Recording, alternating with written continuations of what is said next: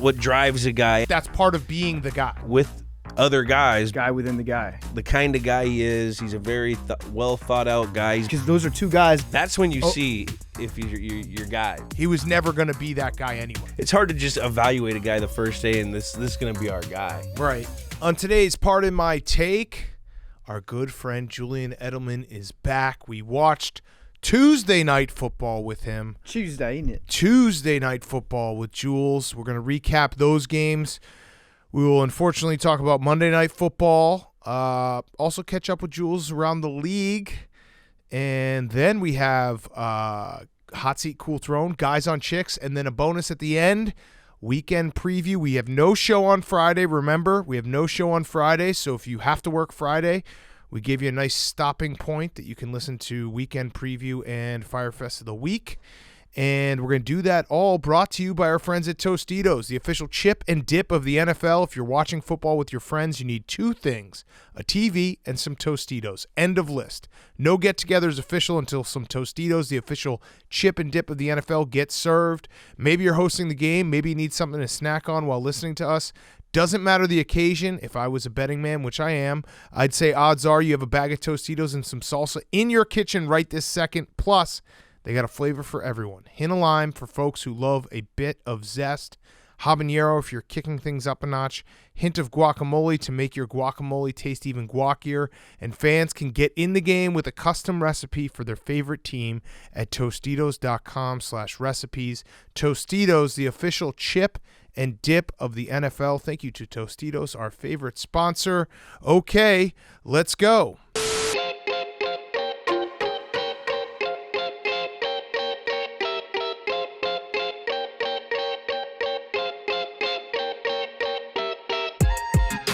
Welcome to Pardon My Take, presented by Tostitos, the official chip and dip of the NFL. Today is Wednesday, December 22nd, and I'm not going to say the Washington football team is dead because they're not dead. We still control our own destiny. They're on life support. Yeah, it was bad. It was bad tonight. Garrett Gilbert played well, though, considering the situation he was put in. Yes, given the on a curve. I would like to actually agree with Philadelphia Eagles fans on something. I think Philadelphia Eagles fans were absolutely right that this game should not have been played tonight. It should have been played on Sunday. Yep. The weather would have been totally different. Wet ball tonight. Wet ball. Missed throws by Garrett Gilbert. The refs missed a really bad roughing the passer call, which Tom Brady would have gotten, according to Julian Edelman, who watched it live with us.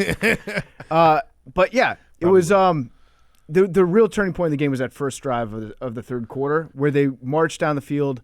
And in about 2 minutes into the second half, I was like, this team defense is completely gassed. They were hands on hips, no pass rush when the Eagles marched down the field. Now, Jules is here, so we've done this a few times to much acclaim, critical acclaim.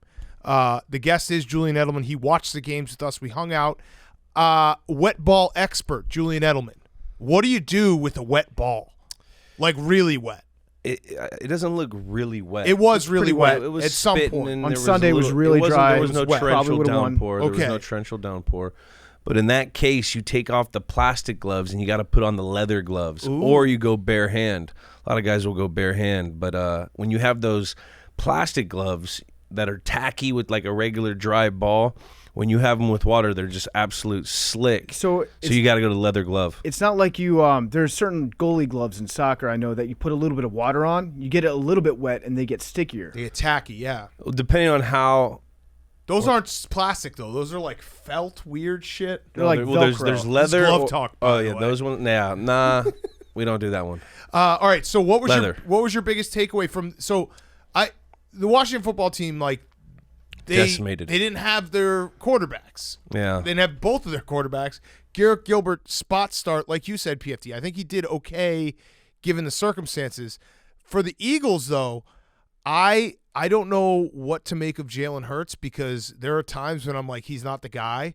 But nights like tonight, it feels like he has a command of the offense, and I've given Nick Sirianni credit. Like, it feels like he has molded his offense to fit Jalen Hurts and what he does best, and they did it well tonight. Thoughts? I mean, I can agree with that with some sort, but you take a look at this, and they turned the ball over twice early in the game. They got into a 10-point hole, and thankfully they were playing the Redskins. I'm sorry, PFT, but they had 23 guys on the COVID list. They got a guy starting at quarterback that's in his third day in the uniform. So this isn't like something to look at like Philadelphia and say, hey, they look pretty good. I mean, they played the way they should have in the second half against a decimated Washington football team. And Jalen Hurts, he's gonna do what he did tonight. He's gonna make some plays where you're like, he should hold on to the ball. Let's have ball security in the pocket.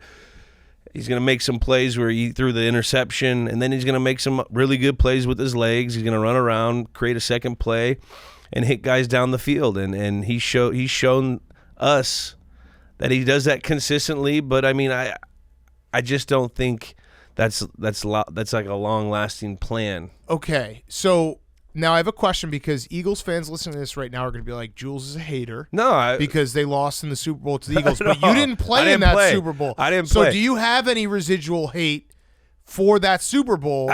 Where is this coming from? Absolutely not. Actually, in 2009, I went to a Pop Warner banquet in Philadelphia. Had a great time there. So you have ties to the city. I have ties to the city. So you could play quarterback for Nick Sirianni next year, maybe, instead of Matt Ryan. People will put you on a short list of who's got ties to the city. Who Rocky's they could get. one of my favorite movies. Yep.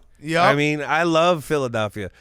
Don't pander. They can smell that. I'm not, though. They're tough people. Say the they're word very similar water to Boston people. Say the word water. How much water was on the ball tonight? There was a lot of water. There was a lot of water. There's a lot of water there. Water. Now, I look at this as just a flip game from last year. This was our Nate Sudfeld game that the Eagles gave to us in week 17 or 16 last year. Mm-hmm. So we're just giving it back to the city. Sharing is caring.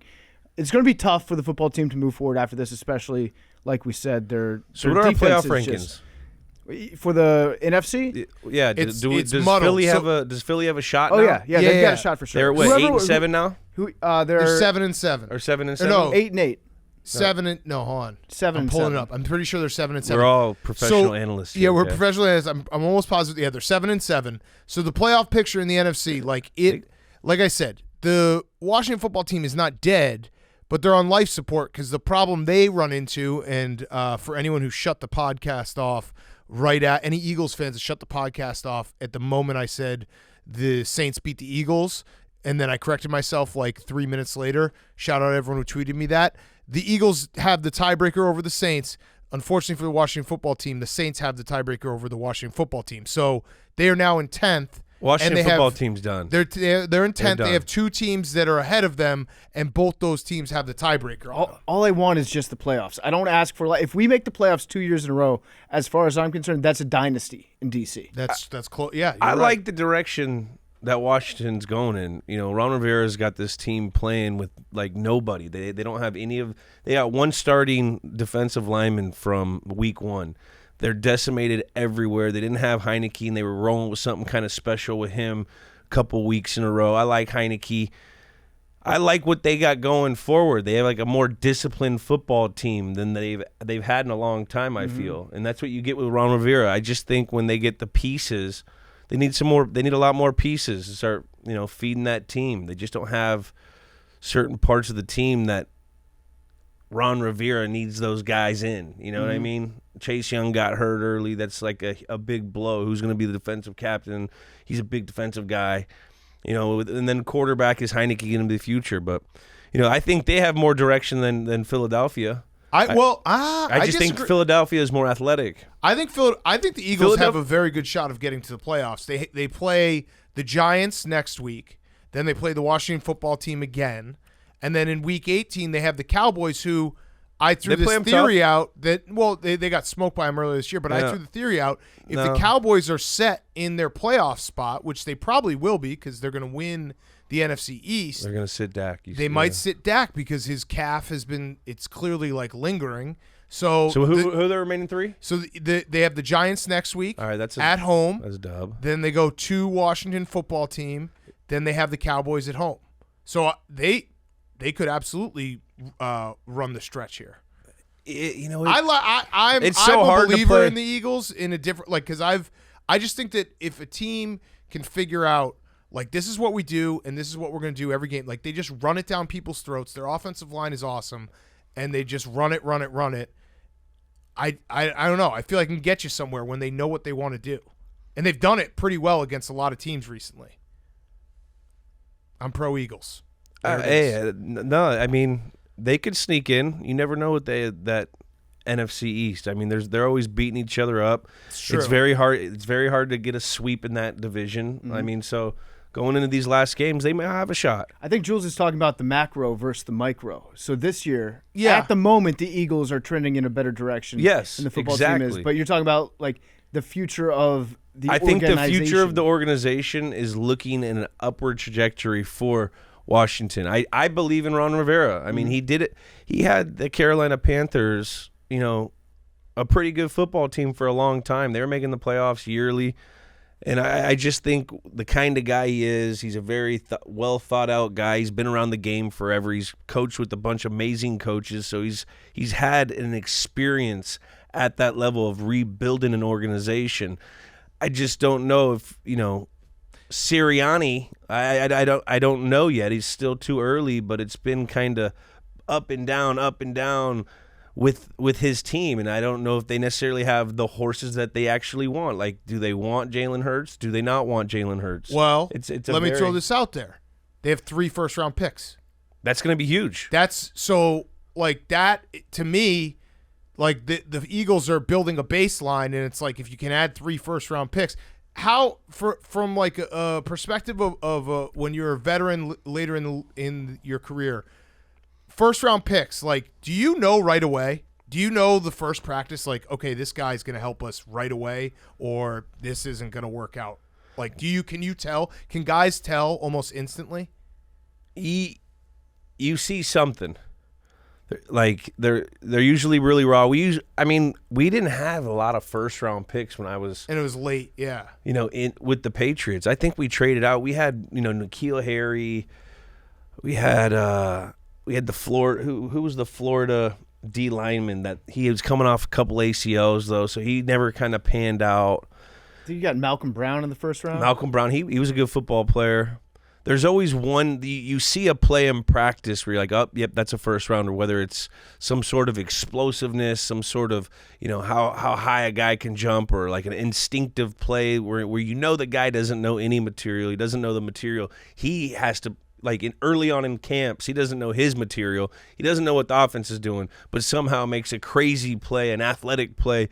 You see that with the first-round talent. Sometimes you can call it out. What about with a rookie wide receiver? What's one thing that you see in a guy that gets to the league and they have, like, what do they have to work on, even if they're the most athletic freak coming out of college? What's the one thing that it's like it's going to take you a couple years to master this particular part of the craft? I mean, I think that's been changing. I mean, we're seeing that with Jefferson in Minnesota.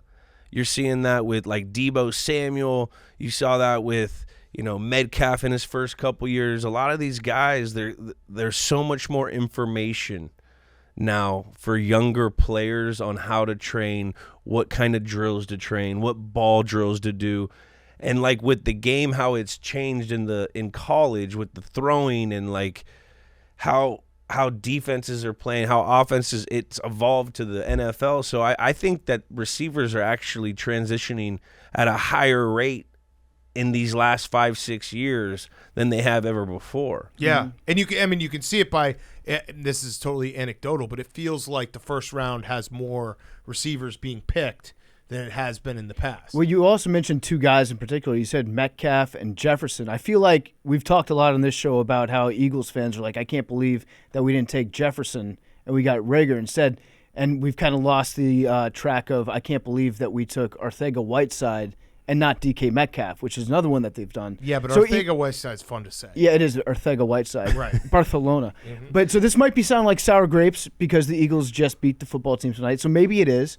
But is that something that you think, like, transitioning from college to the NFL for a wide receiver is really important to have in a good organization? Like, because those are 2 guys that were, they were well thought of coming into the draft. And also, they're quarterbacks. Yeah. Yeah. I mean, true. We all can say what we want to say about Kirk Cousins, but, I mean, he knows how to distribute a football. And when you have a guy that is like Jefferson. I mean, just an absolute freak. He's found ways to get him the ball and got on the same level and developed a chemistry with him. Same with Russell and Metcalf, and a lot of it has to do with the quarterback. Yeah. I mean, most of it, because as a receiver, you're dependent on one person for all production, and that's the quarterback. You only go as far as how the quarterback can deliver you the ball, what you do to get in a relationship with the quarterback for him to want to throw you the ball. There's 4 or 5 other guys, 6 other guys, different personnel groups.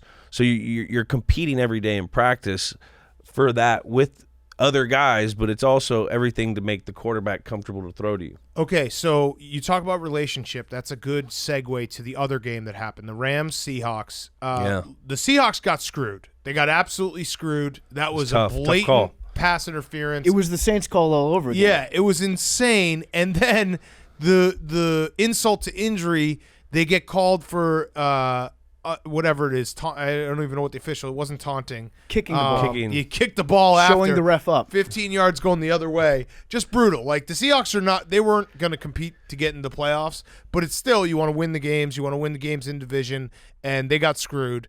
But I bring up relationships because we poke fun of Cooper Kupp and Matthew Stafford eating breakfast together every single morning.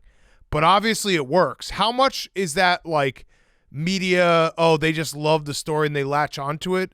And how much is that actually very, very important where a quarterback and a wide receiver are like spending quality time off the field or, to start the day in the facility? Like, how much does that matter on the field? I mean, I think it matters a lot. I don't know, how far it was, the speculation. We've just made it a big deal. Yeah. It probably isn't even that big. Did you used to bring Tom Brady breakfast every day is what we're getting at? No, it was, what he ate was like too expensive and wasn't at the facility. So if you asked him to go to breakfast, would he say no? No, he'd probably invite me over to his house so his chef could cook for us. He wouldn't have you like bring breakfast to him. Nah, he was always accommodating. He'd always like, "Hey, babe, just come to the house. So we'll have some of my chef cook." Yeah, but really, like to Big Cat's question, is how much of that chemistry gets built in the stuff that you don't see on the practice field? It's huge because when you can start to think like another man thinks, or you think you guys are just talking, whether it's football or not, then you learn mannerisms. You learn.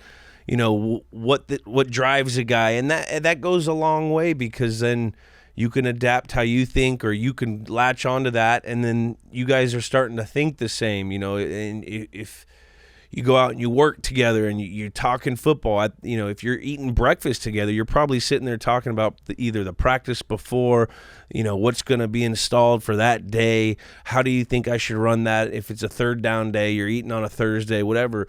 Hey, what do you think you saw with this DB? I watched there's just constant football talk. And it flows over to like just regular relationship talk, family, how's you doing that? The more you care about someone, the more you're going to work harder for someone. And it goes vice versa for the quarterback. Once he likes you a little more, he's probably going to want to throw you the ball because there's a trust level. Yeah. So, I've always wondered, so if you're a wide receiver, every wide receiver always thinks they're open, right? Like that's just, they always think that they can beat their man. When a wide receiver says to their quarterback, I'm open, like, do you take that very seriously? Like, you won't say that unless it's like, hey, I'm open. Like, I'm open every time you need to get me the ball. I can beat him every time. Or, like is it something you don't burn? You know what I mean? Like, you can't say it and just be like, I would imagine Odell in every huddle is like, I'm open. Would you say that to Tom Brady when you weren't 100% like sure that you could beat your man on every play? I would tell him the truth. Like if I knew I was covered, I wouldn't go out there and the film doesn't lie. You don't want to be the guy who say I was open and then right. You go watch film as a team and you're blanketed. Right. But it was never really like that. We were different.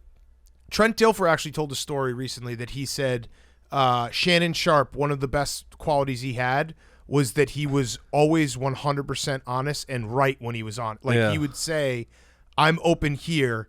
And he would always be right, like always be right. This brings me back to a story. So we're sitting, I don't know what game it was. It was when Randy Moss was on the team. And we're sitting, and Randy was sitting at the end of the bench. and Brady goes, "Hey," and I think Randy was a little pissed off. He wasn't balling out that game or whatever. And Brady goes, "Hey, Randy, were you open?" And he was notoriously known to he wouldn't say anything. He would just look at him, and he would go like this. Which he would just 2 fingers up like a touchdown. You know what I mean? Every time he go, "Yo, Randy, were you open?" He would just go. It would have been a touchdown. He wouldn't say anything. That's all he would do, and then he would go back. Well, he's right, because it usually would be a touchdown. And that's awesome. That must have been. So when Randy was on the team, how much playing time were you getting on that team? You weren't, Not much. You weren't getting a lot, but Welker was getting a lot of those catches underneath, right? In 2009, my rookie year, Welker, he was banged up at the beginning of the year, so me and Randy, week 2, played together a bunch. And then Welker tore his ACL then, and then we played, in a playoff game together a bunch. And then the next year he was there for I think 6 weeks. We traded. He got traded back to Minnesota. Mm-hmm. But man, he was so fun to be around. He was so funny and just electric, and the way that you saw the catches he made in practice, and he just was a character, man. Can you even say to Tom Brady, "Hey, I was open on that play"? While Randy Moss was, double covered, because Randy Moss in double coverage is more wide open than pretty much any receiver in single coverage. At that time, I didn't talk. Yeah, Randy Moss, Joey Galloway, Wes Welker.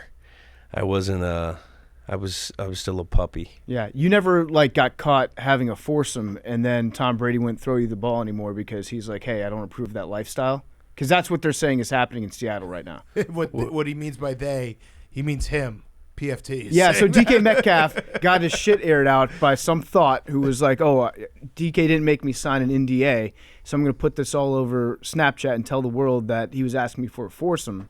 And now that news came out. Now Russell doesn't pass him. I mean, he threw him the ball a few times tonight, but he's not taking the shots at him like he used to. It's just a fact. If you look at his stats since that story came out, he's punishing DK for being a red-blooded American male. Free DK. Hey. I can only speak for myself. I don't know on that How many one. foursomes have you had? And how many included Amendola? That's actually a fair question. Yeah, but Philly, man, I think they got a shot. They got a shot. Oh, no, I got you. Listen, Rockstar Games presents an all-new story in the contract, the latest free update to Grand Theft Auto Online, available now. Experience a brand-new adventure set in the city of Los Santos as your partner with Grand Theft Auto 5's Franklin Clinton to build a personal security agency for the rich and famous. Your first big-ticket client, none other than Dr. Dre. Missing and presumed stolen. Dr. Dre's phone is stacked with the hottest property in town, files of unreleased music from Dr. Dre himself. Now it's up to you, Franklin, and his crew to recover the phone and the precious music files before the tracks leak to the world. Get ready for a wild and hilarious ride from the depths of Los Santos criminal underworld to the brightest lights of the city's music scene and everywhere in between.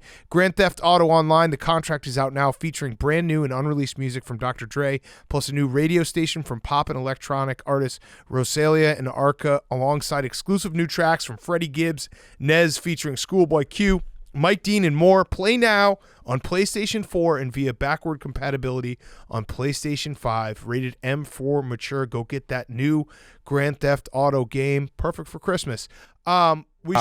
Yeah, you gotta make it. You gotta make it to have a partnership. It does with Grand feel Theft cool Auto. to be like the game I was obsessed with playing and played nonstop when I was 20 years old. Could you imagine that meeting with Dr. Dre? Hey, Rockstar. Dude, Dr. Dre is sneaky, filthy rich. Oh yeah, filthy. He sold was Beats Dr. by Dre Dre the for $500 million, $1 billion or something. I think it was 5. Dude, was Dr. Dre the one who, when the whole Aunt Becky scandal was going on, with rich people paying for their kids to get college, he posted a picture being like, "My daughter got in on her own merits," and it was in front of the Dr. Dre building at USC. I might have had that story wrong, but it's something like that. That's a great story to think about. Yeah. I mean, Grand Theft Auto is just a fantastic video game. I remember Brady built this insane house in L.A.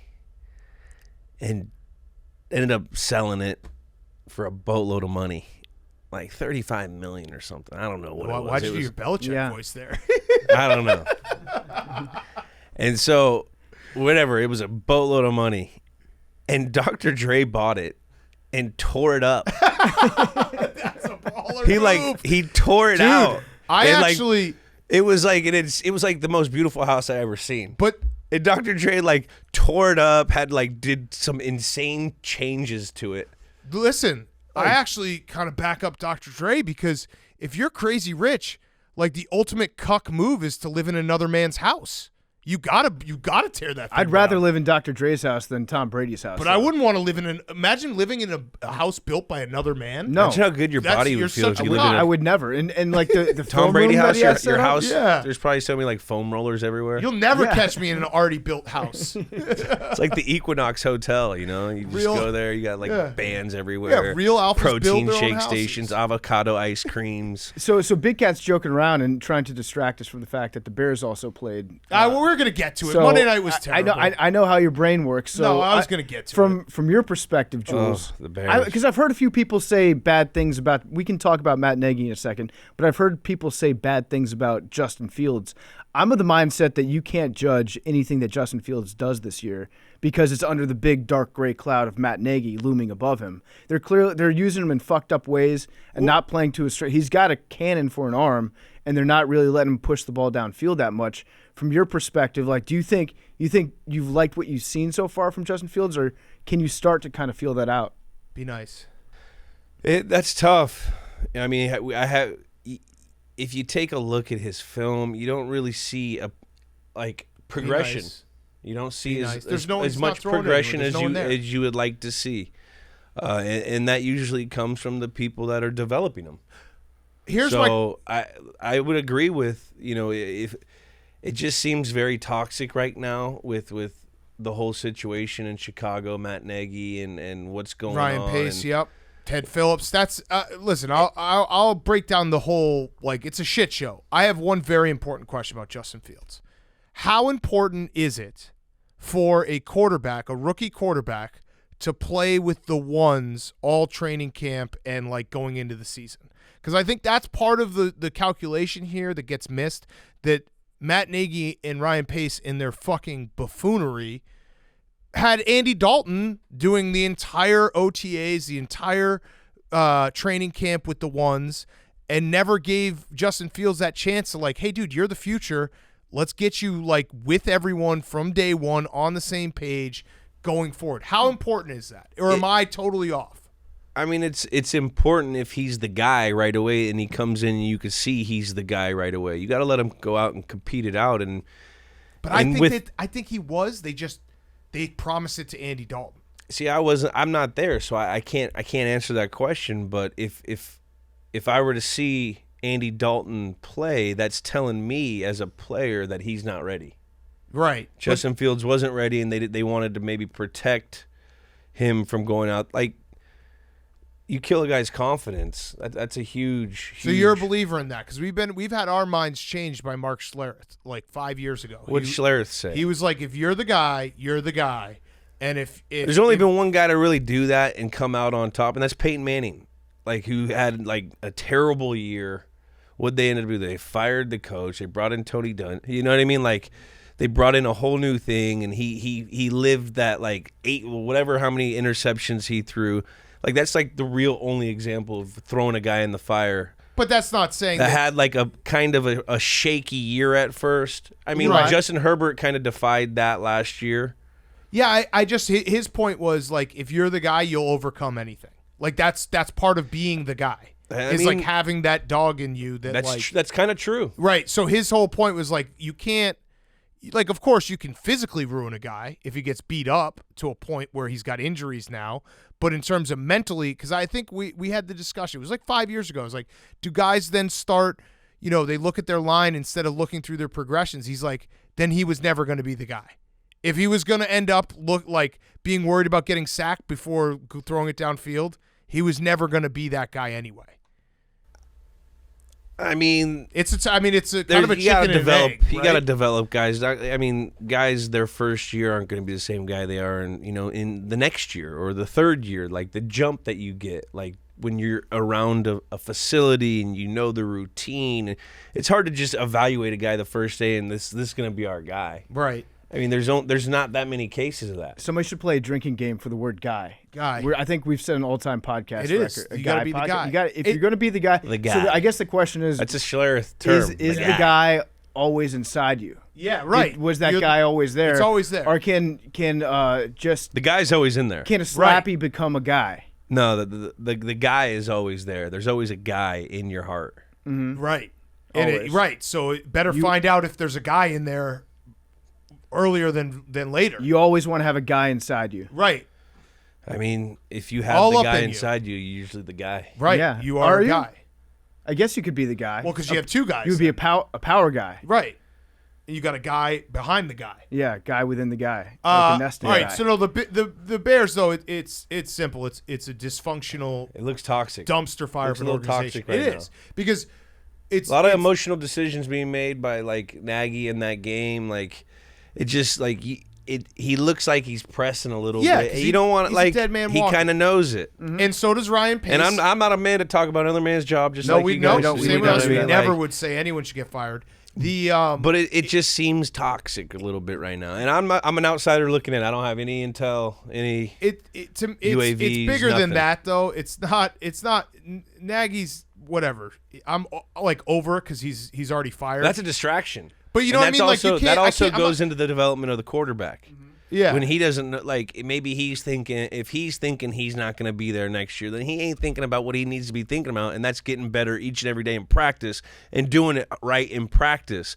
Everything roots from practice, and guys that take it like dead serious, those are the guys that you always see that come out of nowhere that are like the guy that, you know, he was lighting up the defense on scout team, and you know what I mean? Like that's when you see if your guys. Okay, so I have a question off that, but real quick. So the Bears are just a dumpster fire. It's top tough. down. It's tough. It's the fact that George McCaskey has Ted Phillips, an accountant, making football decisions, and he's not a football person. And like they need to strip it down. Not only front office, not only coach, but like ownership, like all of it, because it was deja vu watching on Monday night. I was basically watching the same thing that happened 7 years ago with Mark Trestman on a Monday Night Football game, Week 15, getting their fucking teeth kicked in at Soldier Field with a dead man walking. Whatever. Who would you want to coach the Bears? Any sexy names Ryan out Day. I'm gonna throw a name out there for you. I have one name in my mind. Byron Leftwich. I would be okay with Byron Leftwich. What about Brian Dayball? Yeah. Butterball? No. Skee ball. Ski ball. You corrected me when I said that on the. You gotta go right and ski like I- those little skeet balls. So I do think they probably have to go an offensive guy. If we're gonna throw out a defensive guy name, I think D'Amico Ryans in San Francisco is doing a great job, and I just love Kyle Shanahan and anyone who's around him. So You just want Kyle Shanahan. I want Kyle Shanahan. I want them to throw as much money at Kyle Shanahan and bring him in and have him be the coach. But I don't know. It's got to probably be an offensive person. It has to be. I think the Bears are in a spot where they need to, almost like Peyton Manning. When Peyton Manning went to Indy, they basically were like, fuck the defense. We'll just load up on offense and worry about the defense later. The Bears kind of have to do that right now. Like, they have to be like, we have to put everything behind There's Justin a lot Fields. of tradition there on defense. But we have to put everything behind Justin of tradition. Fields and worry about the defense after that's set. I think the defense played really well, actually. Like they, Yeah, with no line. All of our cornerbacks and safeties were Akeem out. Hicks was awesome last night. He's been a gonna beast for a miss him, long yeah. time. He's such a fun player to watch. I love nothing more than watching like just a big fat defensive tackle that's strong as shit and will get Manhandles the sacks line, by yeah. pushing their offensive lineman into the quarterback. To me, that's the best play in sports. Put him in the Yes. lap. Yep. Get him off the spot. They do know though. They need someone who can. They need to hire someone who can like run the whole thing. Like a president. Yeah, like like the name that's been thrown out there, Trace Armstrong, Bear for Life, who's a power agent right now. Like he understands all the football world's relationships, how to run like an entire organization. They need that. Yeah. They don't need just a GM. They need a guy who can basically say, this is the 10-year plan. Don't fuck with me for 5 years. Don't talk to me for 5 years. Then we'll do a check-in. It's very tough. A lot of, I mean, if you look, I mean, Owners meddling. owners are a little and owners are impatient these days. Yeah. You know, everyone wants results right away. What about Ron Rivera to be that guy? post football team. Yeah, he Ron actually Rivera seems like he would be a good fit after he's done coaching. Absolutely. I think a team would be well served to like hire Ron Rivera to just be in charge of all football matters. Yes. He's a Chicago guy. Absolutely. Wait, so all right, so this is what I was going to ask. The practice thing you brought up. Which one? Were you that like guys who practice really well end up being that practice matters more than people realize? That's how you see. Right. Like you always see like an undrafted guy. You'll see him practice. Like you could feel like with little what's his little Miles, little secondary guy for the Pats right now. I'm an analyst, professional analyst. What up? I'm now in my own head. We're definitely gonna have someone give us like a guy tracker. Oh yeah, the guy. I want to know the stats. I knocked it down. My guess. Let's take a guess. As of right now, Miles Davis. Yeah, my guy. He's my guy. I just kind call of blue. No, he was an undrafted guy, but like for an example, like you see guys, there's guys like him that like come in, or Malcolm Butler. You always see guys that like, all right, this guy in practice, he's balling out, he's playing hard, he's probably not listening to like the tempo of the game because he's competing. Like those are the guys that think they're too cool to practice, or like they take it as a joke, or like they don't know how big it is. Like even if you're a first-round draft pick or a second-round draft pick or a third, like those higher draft picks, you see guys like that come and go. Like they don't take it serious. They don't understand how big it is. And that's where you root everything from. So that's what I was going to bring up, because I was a little surprised that Mac Jones and some of the Patriots were so open about, like, they said they had a terrible week of practice in the bye week. They said, I think the quote was, we ruined the bye week. We did not practice with energy. Were you a little surprised to not only hear a Patriot say that, but also like be like, whoa, they weren't practicing well? That's weird. Like Belichick. Nah, because I remember we were a young team in 2013, and they're a young team. Like they have a couple older guys with like McCourty and Slater and Andrews. Now he's getting a little older. Like they have older veterans, but like majority of that team is young. When your quarterback's a rookie, you know that's crazy. And they could have hit a wall. Like they don't. This is like week 14. These guys are used to playing 10 weeks, 12 weeks, and they get a month off. Go home for Christmas. Go to the bowl game. Collect a bat. You know what I mean? It's a completely different thing. Competitive stamina starts to come now.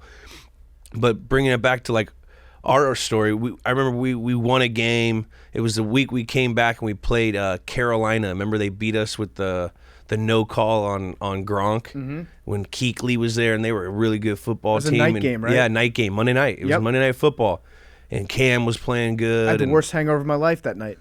I remember I was sweating. I was still hungover from Saturday night on Monday night and just sitting on the couch sweating. Yeah, exactly.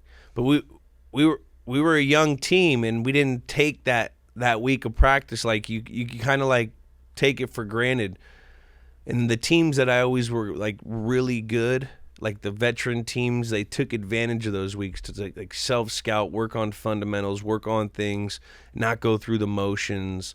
Like you have to have a real good set of like leaders at all those spots to get that going, which I'm not saying they don't, but they have a young team. So like I could definitely see it. Mm-hmm. Yeah. And when Belichick came out and said, I'd like to apologize to the media for being so short with you. What was it? What kind of mind games is he playing? I don't know, but that's why he's a Jedi. Or he's Sith. Up to something. He's Sith. I don't know what it is, but Bill Belichick coming out and being like, hey, sorry that I wasn't overtly friendly with you guys. That's on me. I love you all. What's going on here? You know what? I guess, my dad told me people soften up a little bit when you get older. You get a little more wisdom. You start, you start being a nicer guy. Mm-hmm. And maybe that's happening. And he's what is he, 70 now? Yeah, he's getting 69. Soft.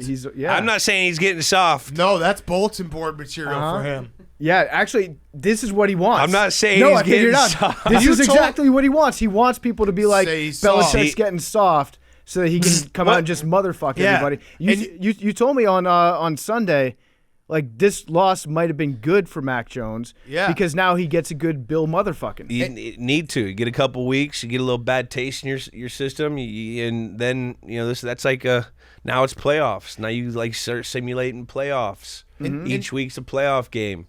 You need to have that. You need to feel a little tension. You need to feel a little uncomfortable. And the best teams I was on, they were comfortable with the uncomfortable. And maybe, you know what I mean? Yeah. What you told us, too, that Belichick, the first thing he does every single morning is listen to Pardon My Take, right? I think so. Him and Bearish. You guys ever heard of Bearish? Oh, yeah. We've heard the legend. Yeah, he's a legend. Him and Bearish. I think they probably go through that with their morning. His job is to just say, like, no, they won't do it, right? To all media requests. To anything. Yeah. Everything. We were supposed to, you know what's funny is we were supposed to have Matthew Judon on today. I think he was dealing with something, so it's like not like something problem. He was just like something came up. But PFT and I were joking, like, why did we ever think that like we would get a New England Patriot in the middle of the season? Like he's gonna come on. And he's apologized, and it was like we're totally fine with it, but it was just funny. What? I'll like, tell you right now, it could be Bill evolving. You think so? It could be like he's evolving to the times a little bit, maybe because it makes him more personable with the team. Yeah, get on Snapface soon. I don't, he used to say that stuff all the time. He knows, right? He knows what they're actually called. He's got to. That shit he's got to. But it was funny because like we'll have guests cancel on us sometimes, and we're like, oh, that was kind of rude. Like Matthew Judon, we're like, oh no, we understand, dude. Like we never thought that. We thought it was a mistake. Yeah, we'll talk to you after the season, and it will be a great interview. He got zapped. Yeah, right. It's like you definitely didn't ask. No, like, Yeah. All right, last thing. So give us. You do cover the sport professionally inside the NFL. No big deal. Miles Bryant. Inside the NFL, That's streaming his on name, Paramount Miles Plus. Bryant. Yeah, I was gonna say Miles Davis. Is, Miles Davis. Yeah, Miles Davis. Yeah, that's why I said kind Bryant. of. That's Yeah, my boy too. My bad, dude. Very cool. Yeah. Cody's his teamer. Give us two Good teams teamer. Damn good teamer. in the AFC and the NFC that you're like, all right, those are Super Bowl teams. 2 teams? Yeah, because there's obviously debate, and we have this later on in the show. You'll hear it that I threw out that like everyone who says, oh, there's no good teams. I disagree. I think there are clearly some good teams that are Super Bowl contenders. There's just a lot of teams in the middle that like 1 week they can look great and 1 week they can look terrible. But there are like I don't know, you want to call it 5, 6, 7 teams. I think they're in my mind that are better than everyone else. I'll give you 3 on each. Okay. You got to go. The Chiefs are. They're getting hot at the right time. When their defense is playing well, I mean, that's scary. Their offense still isn't there. They're still missing little like fundamental things, and I've seen Patrick Mahomes miss some throws that you haven't seen him miss in a very long time. So, you know, I think they're contending for a Super Bowl because they've been there. They know it. They got some elite weapons. All depending on COVID, you know, all this bull. We'll see how that rolls. But I think Kansas City.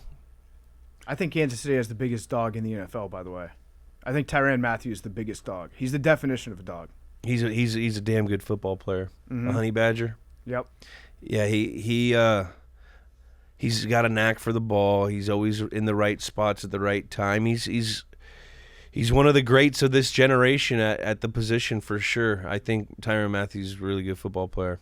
All right, so Chiefs, they should get the 1 seed if they win out. I mean, they will get the 1 seed if they win out, and it feels like they're rolling that way. I don't know if they get. We'll see. Let's pump you brakes. like the Steelers. Yeah, you like the Steelers this weekend. You do. I know. I heard you say It's Big Ben 10-point spread. It's like Tomlin. Something about him as an underdog. I like Tomlin. It's just something about him I as like an Tomlin. underdog. His Big Ben farewell tour. I Mac know. guy. He's a Mac guy. Mac Daddy. Patriots. I think the Patriots are contending. Yep. They're a teeter, just because, but their defense is so good, and I know how they coach, how they prepare, and I hated last game, but it was due to happen to have doy plays by a rookie, like that's destined to happen, and it's almost at a point where like, all right, we still have time to learn from that. Right. So I believe that they'll get that fixed potentially, and if they want to play the game they want to play, how they want to play it, I think they'll be very, they'll be able to contend. And I like Indianapolis. I like Indianapolis. That defense they got 31 takeaways. They're tied with the Cowboys in takeaways. And when you're taking they've had a takeaway in every game this year, which has that's very rare to have done. Like, you may have 31 takeaways, but to have one every game, they're just so opportunistic on defense. They can stop the run. We saw it last week when they stopped Stevenson with the Patriots, and he's a damn good running back. They didn't have Damian Harris. They have a special teams. They had 2 block punts by E.J. Speedy. I mean, Bubba Ventrone from the Patriots played with them. He's their special teams coordinator. They're getting a lot of production out of their special teams. They're a tough football team. The only thing, that they got to, keep in whack is Carson Wentz. Yeah. That's He the only can't thing play that's hero making me ball. sleep at night. And he's statistically, he's playing No, a he pretty is. good year. He is. He's playing good football. He's got, I think he was 5 for 12. I just really. I mean, I should probably. when you just run bet the on ball them for to win the 170 Super Bowl. yards, you don't have to throw. Yep. It's true. I mean, he you did don't- what he had to do, right? Right. He handed the ball off tremendously. Hey, if you're running the ball like that, I think those teams are good. And then on the NFC, Packers, Bucks. Have the Bucks called you yet because everyone's injured? We Uh, were waiting to get to this question, they have not. but Wait, It's literally that's the way every- that you asked it, Big Cat. Has anybody Yeah, associated reached out. with the Bucks sent a little tickle to you? No, That's a lie. well, no. I don't believe it's. I think last time you were in, we listed if this guy got hurt and this guy got hurt, and pretty much every one of those guys have gotten hurt. Yeah, I haven't got no call. you. I mean, you got to play. Did you get a text? No text either. They don't have anyone in the slot now No. without Chris What Godwin. was the last text you got from Tom? He was mad at me for making fun of him on inside the NFL. He's like, stop telling stupid stuff, stop telling stories, bro. But do you think he's mad? I think he'd probably get over that if it's ring 8 is on the line, right? I mean, guy likes to win. Let's just let's role play for a second, okay? I'll be Tom Brady. Who am I? You're you. All right. No, I'll be him. I'll All be right, Jules. all right. I'll be Jules. Hey, Jules, what's up? Wait, who am I? You're just a watcher. Yeah. You're Giselle. Hey, Bubs. Hey, what's going on, Jules? Hey, Bubs. Hey, Jules, how's it going? Pretty good. I'm feeling pretty fast. Yeah, I didn't ask if you were feeling fast or not. I was calling because you were saying all sorts of funny stuff on Inside the NFL, and I'm mad at you. Hey, Jules, do you want to come play in Week 17 and then in the playoffs for us? Can I be your guy? You're a guy. I'm a guy, but can I be your guy? You're a guy. But what about your guy? We got some guys down here. But Gronk's your guy, but I want to be I gotta your go. guy. Antonio Brown's burning the eggs again. I mean, I never. That's probably how it would go, right? Nah. Maybe one less guys. There wouldn't be guys. There'd be some babes. Yeah, There'd babes. Be some Hey, babes babe, in can I there. be your babe? If he were to call you right now, would you say yes? Nah, probably not. Probably not. Let's call him. I think He's asleep. He's been asleep. Yeah, what time 3 is it? hours. Yeah. Oh, dude, he's on 4 hours of REM right now. it's 11 o'clock. I had a theory last year that he was playing poorly at night because it was past his bedtime. or he's sundowning. And I actually think there's He I don't forgets think it what was quarter it is. I yeah. don't think it's totally wrong because it really think about it. Sunday night they played really bad. At 10 o'clock Eastern time, he's been asleep for 3 hours. Yeah, body clock is all fucked up. Nah, yeah. All right, so the Bucks are number 2. Bucks are 2. Now, are you gonna put the Cowboys in there? Ooh, here's the 3. 3 is very important because you have. I would put the Cowboys in there. Cowboys, Rams, 49ers would be my 3 that you get to pick from. I know it's not gonna be the Rams because we were watching that game tonight, and every time the Seahawks got a rush for over 4 yards, Jules would just be like, soft football team. No, it was more like 11. Yeah, like the 11 bigger yard ones. gashes. Yeah, they were yeah. gashes. Second level stuff. You can't be getting gashed like that. Yeah. Gashes are bad. I never said saw. I said finesse. Finesse. Yeah, you Finesse. didn't say. I said soft. Yeah. Finger roll, not a dunk. Yeah, that was finesse. Yeah. That's a They're a little finesse. basketball team playing football. Yeah. Pass rushers. We got to defend the run because it's going to come down to that in this time of the year. Yep. So Cowboys, yes or no? I'm going with say the yes. Niners. Oh. I like the way the Niners play. We love the Niners. Jimmy G's been there, man, and everyone wants to hate on him, and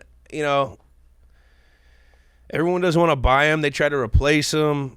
The guy wins football games. You get it to Kittle. If Kittle stays healthy, Deebo Samuel stays healthy, any running back that can run is healthy for that offensive line. Any running back. If you watch that defense, man. Yeah, they're playing real well. They're flying right now. They also, you're right. Like Jimmy G, for all the shit we give him, he was one throw away from winning a Super Bowl. I mean, he brought a team to a Super Bowl. He was one throw. I mean, he did throw it like 7 times in that game against, I think, the Vikings. Or no, it was the NFC Championship game? I think so. But either way, that throw that he missed to, who was it, Emmanuel Sanders? Emmanuel Sanders on that was like post. A little bit overthrown. Yeah, but if he catches that, they win the Super Bowl. It came down to more than just that. I know, but that never throw, just one play. It's never just one play, but it really was that play. It's never just one play. It is that one play. It is like interviewing Belichick, kind of. Yeah, a little bit. Not, but it's true. I mean, there's like probably a series of like 10 to 15 plays. Yeah, no, you're right. And it's situationally like, all right, that third and 3 that you didn't get coming out and out of halftime. And then they go and score. You don't flip the field position. Like those are the plays that beat you. Yeah. Or the dumb, the dumb ME by the left guard, who didn't go out to the wing or something. Guy runs free and they didn't get the protection right. That kills the drive. Then it's 2nd and 13, 2nd and 14. You're trying to play catch up on down and distance.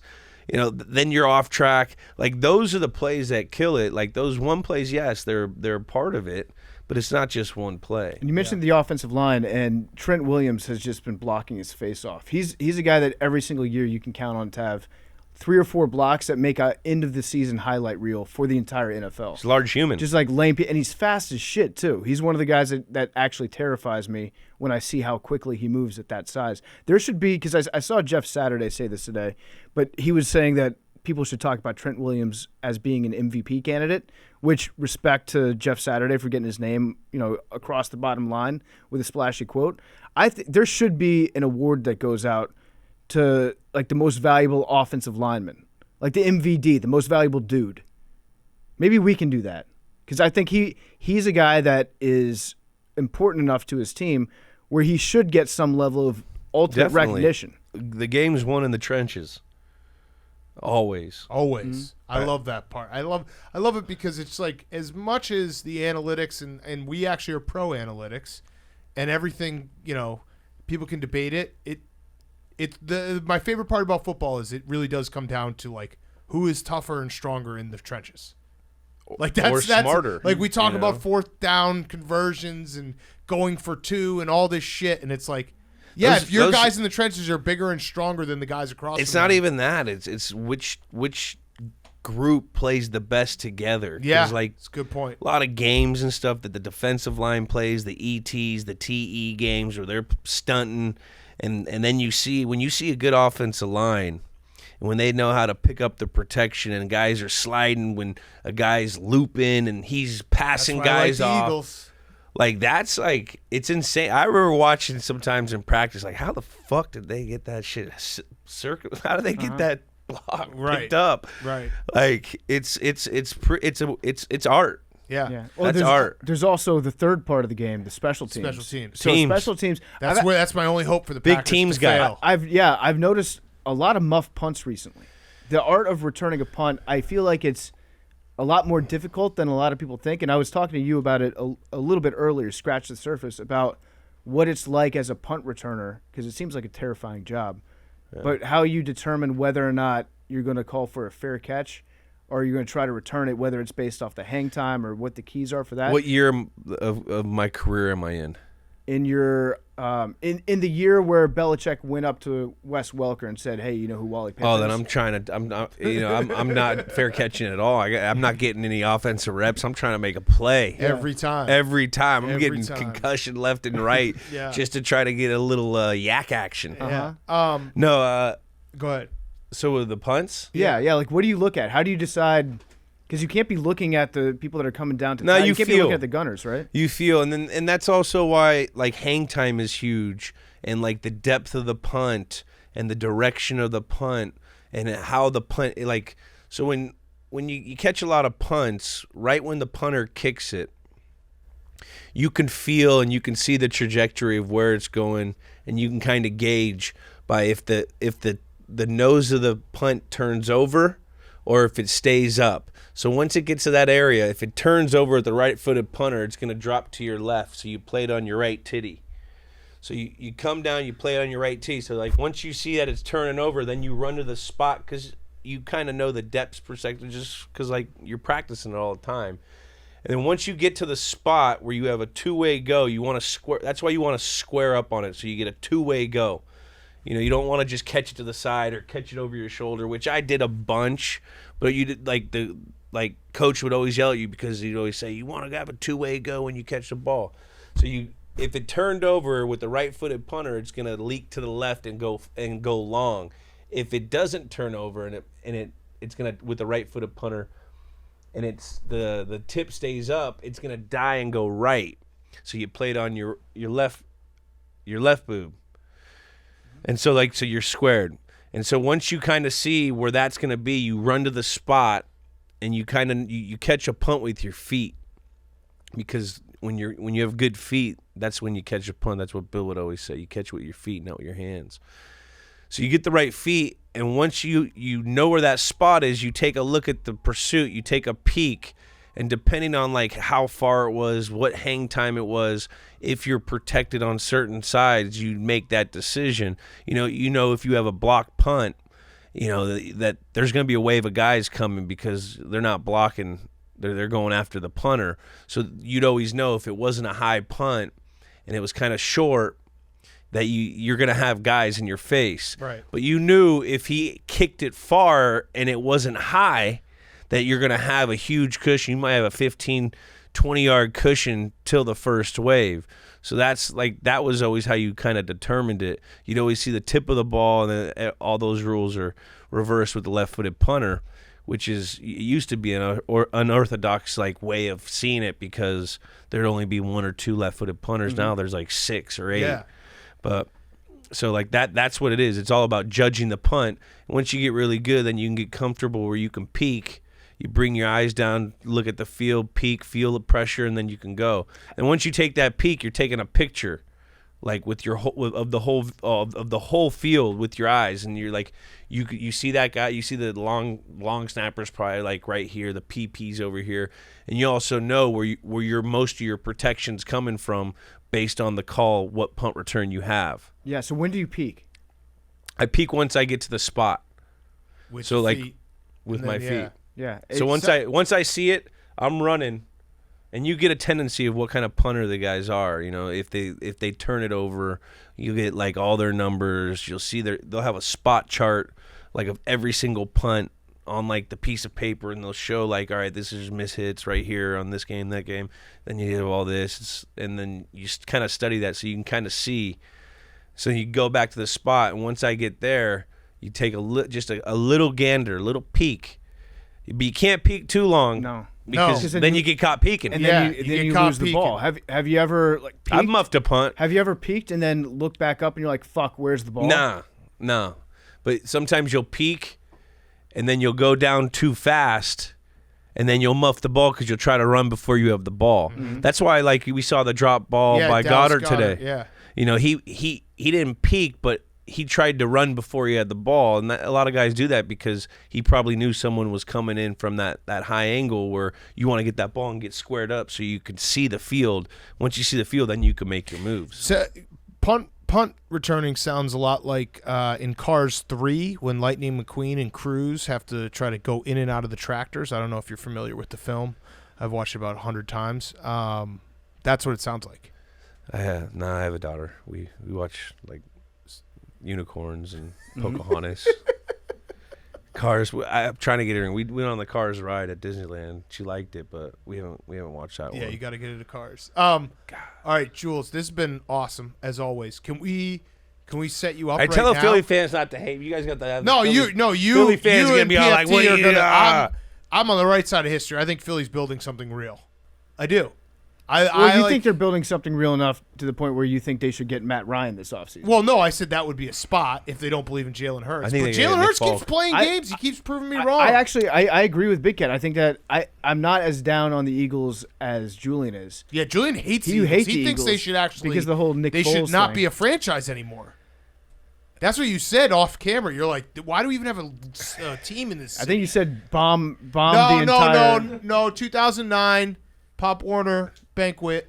First touchdown ever was in Lincoln Financial Field. Oh, there we Yeah, go. they're really gonna love you now. Yeah, Punt they're gonna love you. return. My punt return in the preseason. Oh, that doesn't count.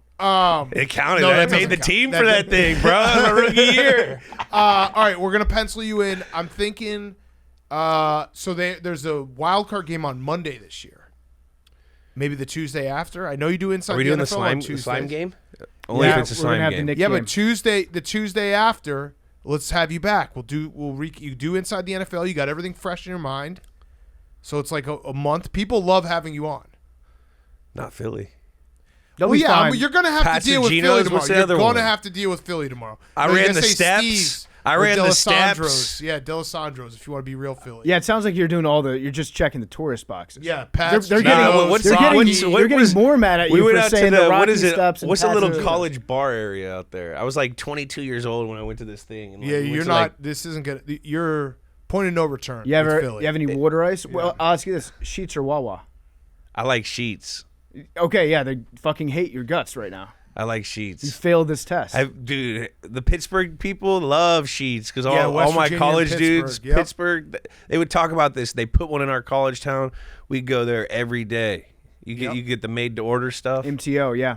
I'm a Wawa guy. Sheets is. I Trash. never had Wawa. It's very good. It's What is actually it? like it's one of those things that you do it as a joke and then you leave and you're like, that was kind of good. I kind of What want was to go it? back. What is it? Just- A It's gas the station? same as Really Sheets, good yeah. sandwiches. Sandwiches. Best drunk food in the world. Sandwiches, like you just go sandwiches, bag of chips, maybe a little candy, Get a maybe tasty little, cake Sheets while would you're always- there. maybe a Wawa iced tea. They would always have crazy flavored pretzels. Yeah, Like that, like limited edition, like the like little pretzel like breaked up things, like they were like the the bites, chunks, yeah. the bites. like Auntie They'd have Anne's. like all the flavors, like the honey Dijon ones, the buffalo ones, like everywhere else there. I didn't even see those Yeah, flavors. I just don't discriminate. I love food that's served in gas stations. I love gas stations. Go taquitos at 7-Eleven. You won't find a better purchase for the price in I'll go- America than a 99-cent taquito. I'll go to a gas station, and I won't even want anything, but I'll buy everything. You Just gotta like stop like, that. You gotta. if you're gonna play for the Bucks.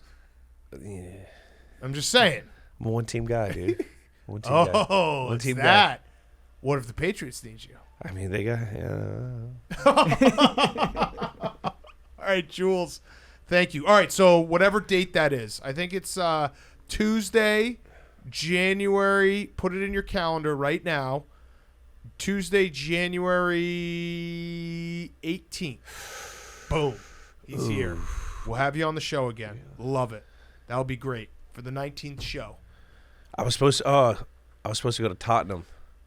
On then? Yeah. Huh? What are you not going to go? No, 'Cause no, COVID? they canceled. I was gonna do some content with like all their soccer guys, like all the team, Yeah. like Son and freaking Harry. Harry Kane. What Yeah, spits when he talks? He's just a weird lanky. I'm gonna- he I'm a loves gooner. football I'm a and he gooner. wants to be a kicker. He would not succeed. Nice at kicking. try. He's Yeah. no, like No, he's. well, if what's he it's a gonna kick from 6-yard 5 kick, then yards? that's Yeah, good. They're saying that he He's wants a to become a tap-in king. kicker when he's done playing professional soccer. he would Yeah. be like Or the football. anti-Justin Tucker. He would just kick. He'd only have to kick 20-yarders. He taps in everything, dude. He's he a can only score tap-in from merchant. I mean, you scores can't hate inside a the guy box. that just scores. You can't use your head. Maybe if you could head a ball over the crossbar, he'd be fine. I mean, COYS. Come on, you Spurs. Nah, gross. Well, who's All your right. team? Well, I own Swansea, and then I've become You an own Swansea? Yeah, I've become an Arsenal fan because my best friend Troops is an Arsenal fan. So The Gunners? yeah, the Gunners, the Gooners. Gooners. Arsenal's my London 49ers? team. Yeah, the They call them the Gooners. 49ers, too. Yeah, the I went to an Gooners. Arsenal game. team. I just like all Shit was London cool. teams, actually. Yeah. I just root for the city. Yeah, like I'm a Manchester big West City, Ham guy. Manchester City, what Leicester else? City? Liverpool, Leicester all the London City. teams. It's Leicester, isn't it? Yeah, No, it's Leicester. Is it All of them. Leicester? Uh-huh. yeah. Norwich, I Nottingham. love all the London teams. Nottingham. All right, yeah. we're done. All right, done. Jules, we love you. Okay, before we get to Hot Seat, Cool Throne, a quick word from our friends at Sport Clips, sportclips.com. Go right now or download their app, and you can claim your spot online today. You don't have to wait online in person. You can get online and get a great haircut at Sport Clips, because you know what drives me crazy?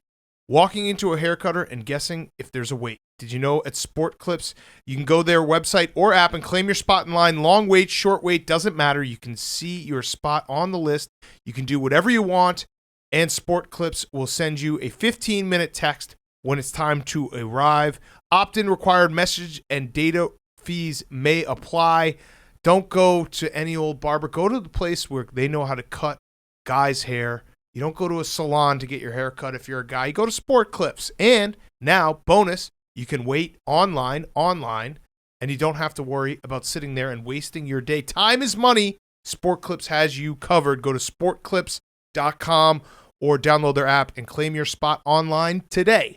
Okay, before we do Hot Seat, Cool Throne, so we just taped with Jules after the game. We are taping this at 6 o'clock, so it's an hour before kickoff.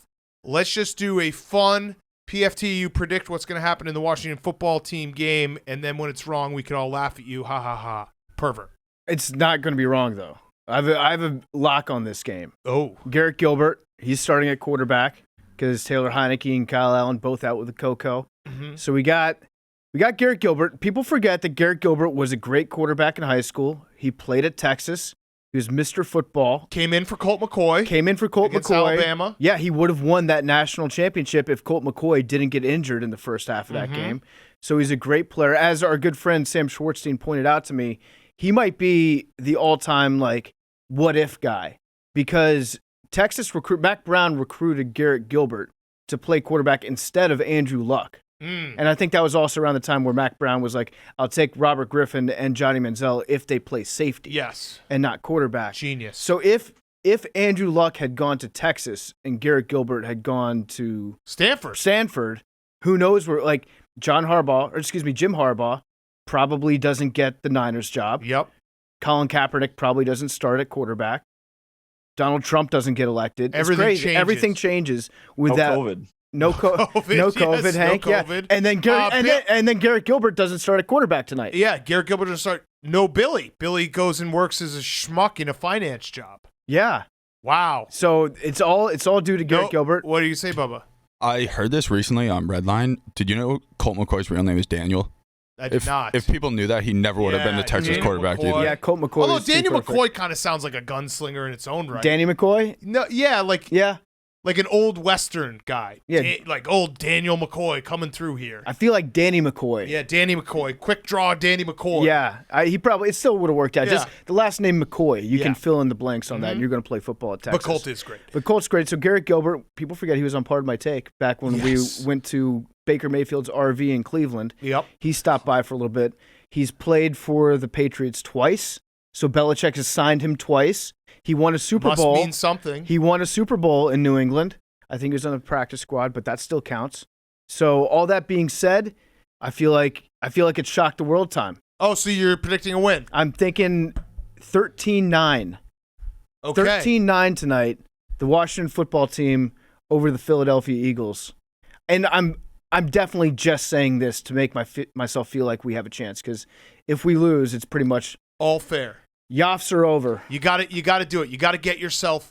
It's basically the Toradol shot for fans is just convincing yourself an hour before kickoff that you have a chance. Yeah, because otherwise, what's the point? We definitely don't have a chance. But what if? Right. What if it's just taken this long for Garrett Gilbert to show exactly why he was the number one recruit out of high school? Somewhere inside there is a star. Yes. Let's just see it tonight. Oh, here's a fun fact about Garrett Gilbert. His dad is the only player in NFL history to lose 5 consecutive Super Bowls. Oh, wow.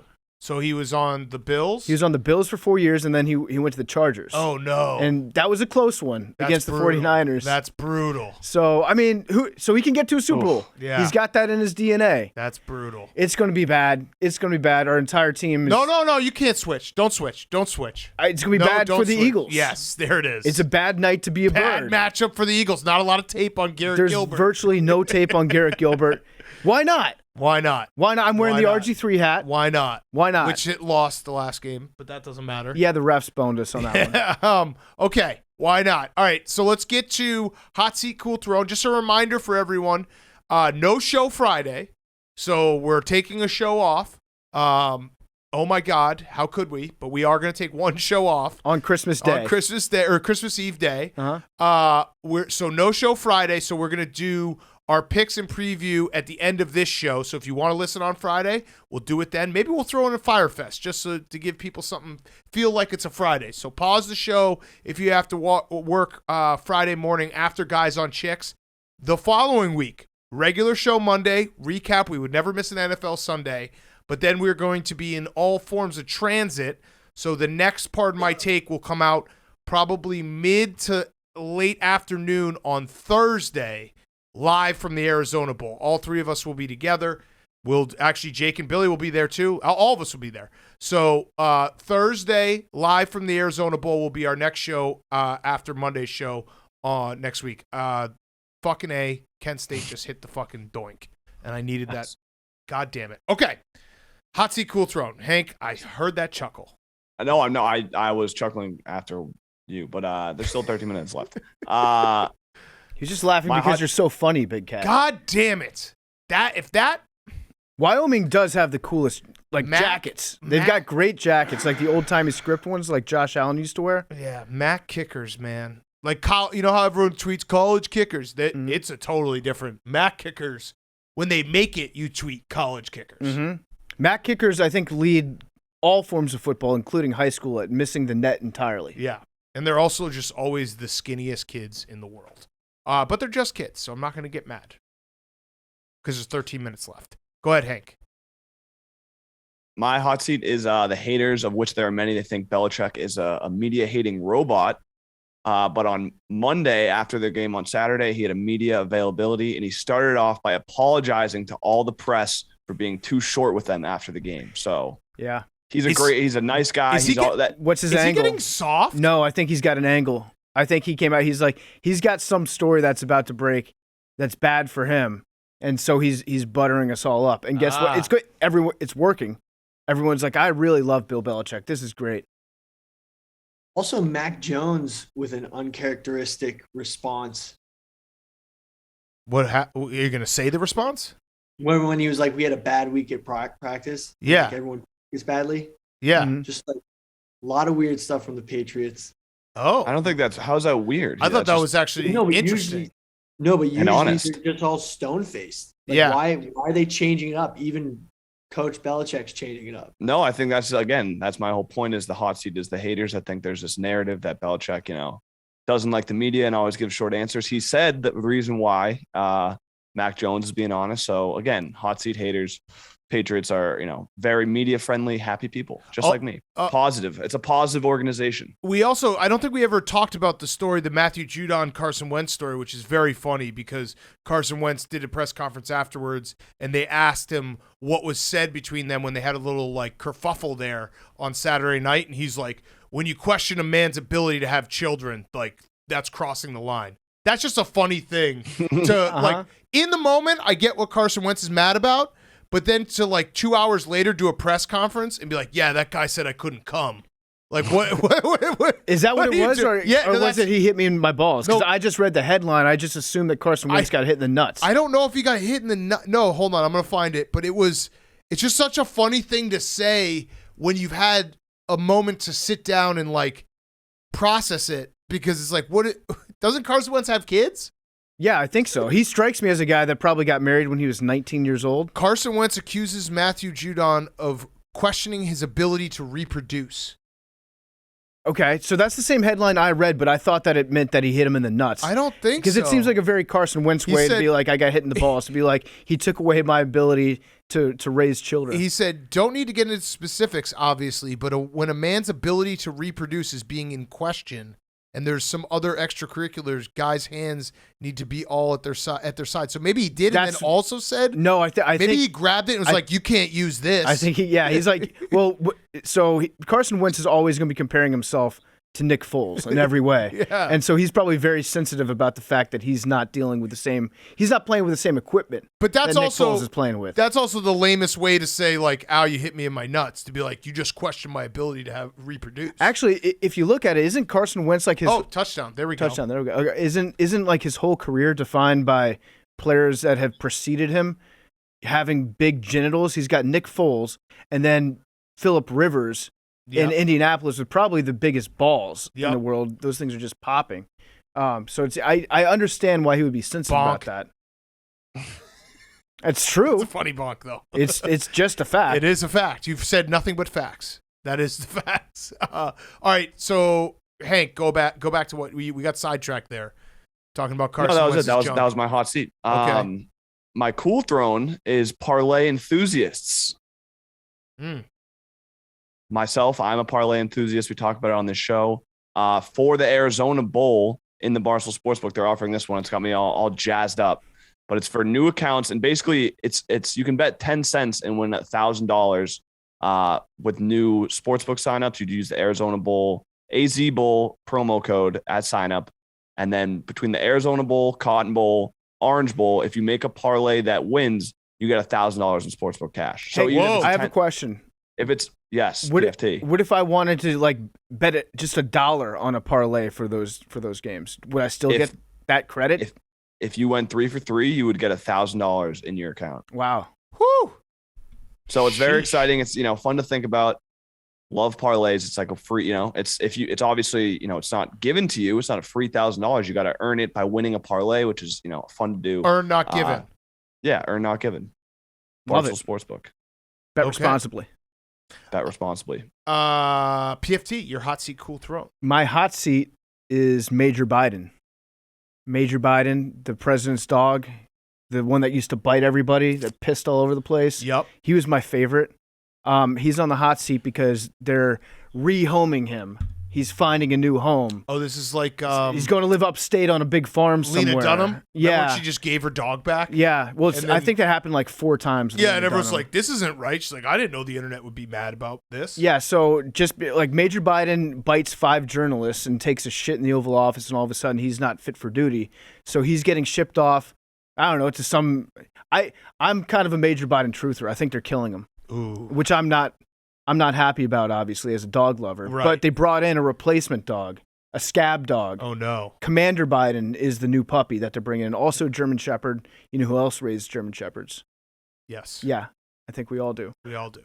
But they're bringing in a new dog named Commander Biden, and this dog's just not going to live up to the old dog. No, he's like, not. this dog's going to be too well behaved. I just want to say, for the record, if the Bidens are actually giving away, if they're looking for a new home for Major Biden, I want Major Biden. Yeah. I think that's the only dog that I could take right. I would love to have that fucking little rascal run around I would train him to break news.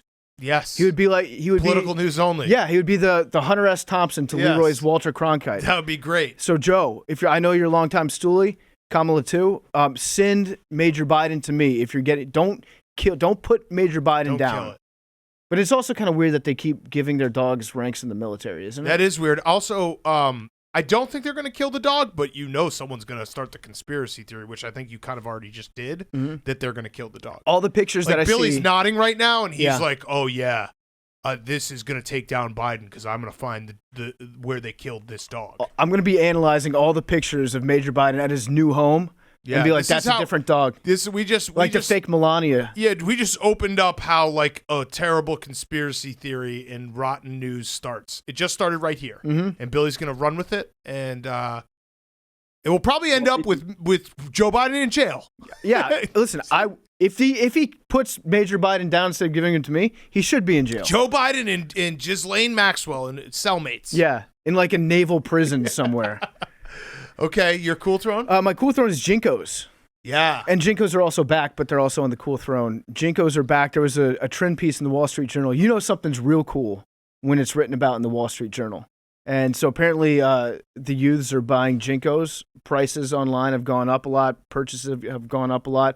I've kind of done the thing that we talk about when it comes to daylight savings time, when you don't change your clock on your microwave, your stove, and your car for like 6 months until it becomes cool again. That's kind of what I've done with Jinkos over there. I've kind of waited out the trend. So I'm glad that they're back. There are going to be a lot of posers that start to wear them. Yeah. And you know me, I wear Mugsies. I'm wearing my Mugsies right now, as a matter of fact. But when it comes to playoffs, you got to rock the clutch jeans. Yes. So I'm just... Are we sure they're back? I think so. Okay, all right. I'm pretty sure they are. Double check. The Wall Street Journal wrote about them. That's true. So as far as I'm concerned, they're 100% back. Yep. But yeah, it's very cool to see that the kids of today are no longer wearing the skinny jeans and they're opting for a roomier, comfortable fit. That's beautiful. And also just everybody looks stupid wearing Jinkos, and I love that. Yes, very stupid. It levels the playing field. We need a Muggsy special edition, like of giant Jinkos? size. Yeah, please, Muggsy. That would be they wouldn't be Jinkos. Right. Wink. Nudge, nudge. Yeah, good point. I think I've got some wide leg Muggsies in the back, Hank. I'll bring those out. Love it. Yeah. We are. Oh yeah, they already sent us those. Yeah. So that's my Perfect. Cool Throne, Jinkos. All right, my hot seat is the Arizona Cardinals Twitter account. I'm in a war. I'm in a fucking war right now. The Cardinals account, for anyone who's not spending their life online, first of all, good for you because your life is better than ours. But second, the Arizona Cardinals just did not tweet the final score after they lost to the Lions. They tweeted, we talked about it on Monday's show. They still have not tweeted the final score. I'm demanding they tweet the final score. I don't think they ever will. So now I'm kind of in a tough spot where I have to figure out what my next move is. It's going to be a dangerous move. This is all out battle. Yeah, it is, because it's really, I'm battling for the city of Detroit. Lions fans don't get to celebrate a lot of wins. They should get to celebrate this. And I'm battling for just what is right in this world. You don't get to tweet your wins and not tweet your losses. People have been sending me all the hilarious losses, like Arizona lost to Arizona State 70-7. They posted that. Wisconsin, when they lost 59-0 to Ohio State, we posted that. Like, all these losses that get posted, and they can't post one loss to the fucking Lions? Did UVA post when they lost to UMBC? Yes, they did. That was sent to me. Yes, good point, PFT. Yeah, and yes, I mean, that is it's the one lowest. That I would understand maybe if UVA didn't post that, but the fact that they did, they really, you have no excuse if you're the Cardinals. And some might say that they're cursed because they didn't post after the loss to the Rams either. Right, which so we didn't really care because game. Rams fans, who are they? Nowhere. Right, it's like whatever celebrity happens to be on camera at a sideline. Right, but this matters. This does matter because the city of Detroit deserves to own an account online. Right, and not only that, it's just simple, like, they're on a fundamental level just failing at social media, because any smart person right now would see the groundswell. They're getting ratioed on every tweet. Do not stop ratioing them. It's awesome, because PFT and I were talking, like, if anyone was like, oh, you're bullying them, it's a team. It's a team account. You're bullying a football team. A team. It's not a person. It's a team. Yeah, you're bullying. Yeah, the person running it is inconsequential. Yes, we don't know who they are. You're bullying a team. Yes, right. It's almost like we should become. You remember when we became charity terrorists with J.J. Watt? Yes. I'm going to donate. I'm going to donate to the Church of Satan for every day that they do not post the score. Oh, I like that. I'm going to find Commander Biden and kill it. Don't you dare. Yeah. I know Commander, but wait, which one? No, I'm not in favor of killing any dog. I'm gonna find Hunter Biden and kill him. Okay. That's the other dog? Actually, you would, if you found Hunter Biden, I guarantee you just end up partying with him. Well, no, I just grab his laptop and he probably is logged into the Arizona Cardinals Twitter account by accident. Yeah. It's like, oh, okay, cool. I'll just post it right now. But anyway, it's just a failure on such a fundamental level, because if they posted it right now, it would be so funny. I would flip, just like all of our exchanges with everyone. If you just have a little bit of self-deprecation, if you just say, oh, I fuck up, I'm a human too, you're beloved. Like, the bar to do something cool online is so low. You just have to have a tiny bit of self-awareness. And they can't do that. I will never give up this fight.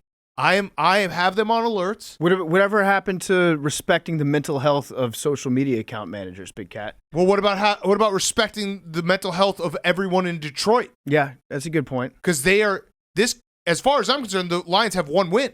Yeah, it hasn't been official. So this should have been the week that the Cardinals account was like, we're all taking a break over here. Yeah. We're all logging offline because we need to reset. We're sick of people replying to our tweets and saying mean things about the football team that we're representing. And I do love when people are like, dude, like, get over it. Like, who cares? Like, well, guess what?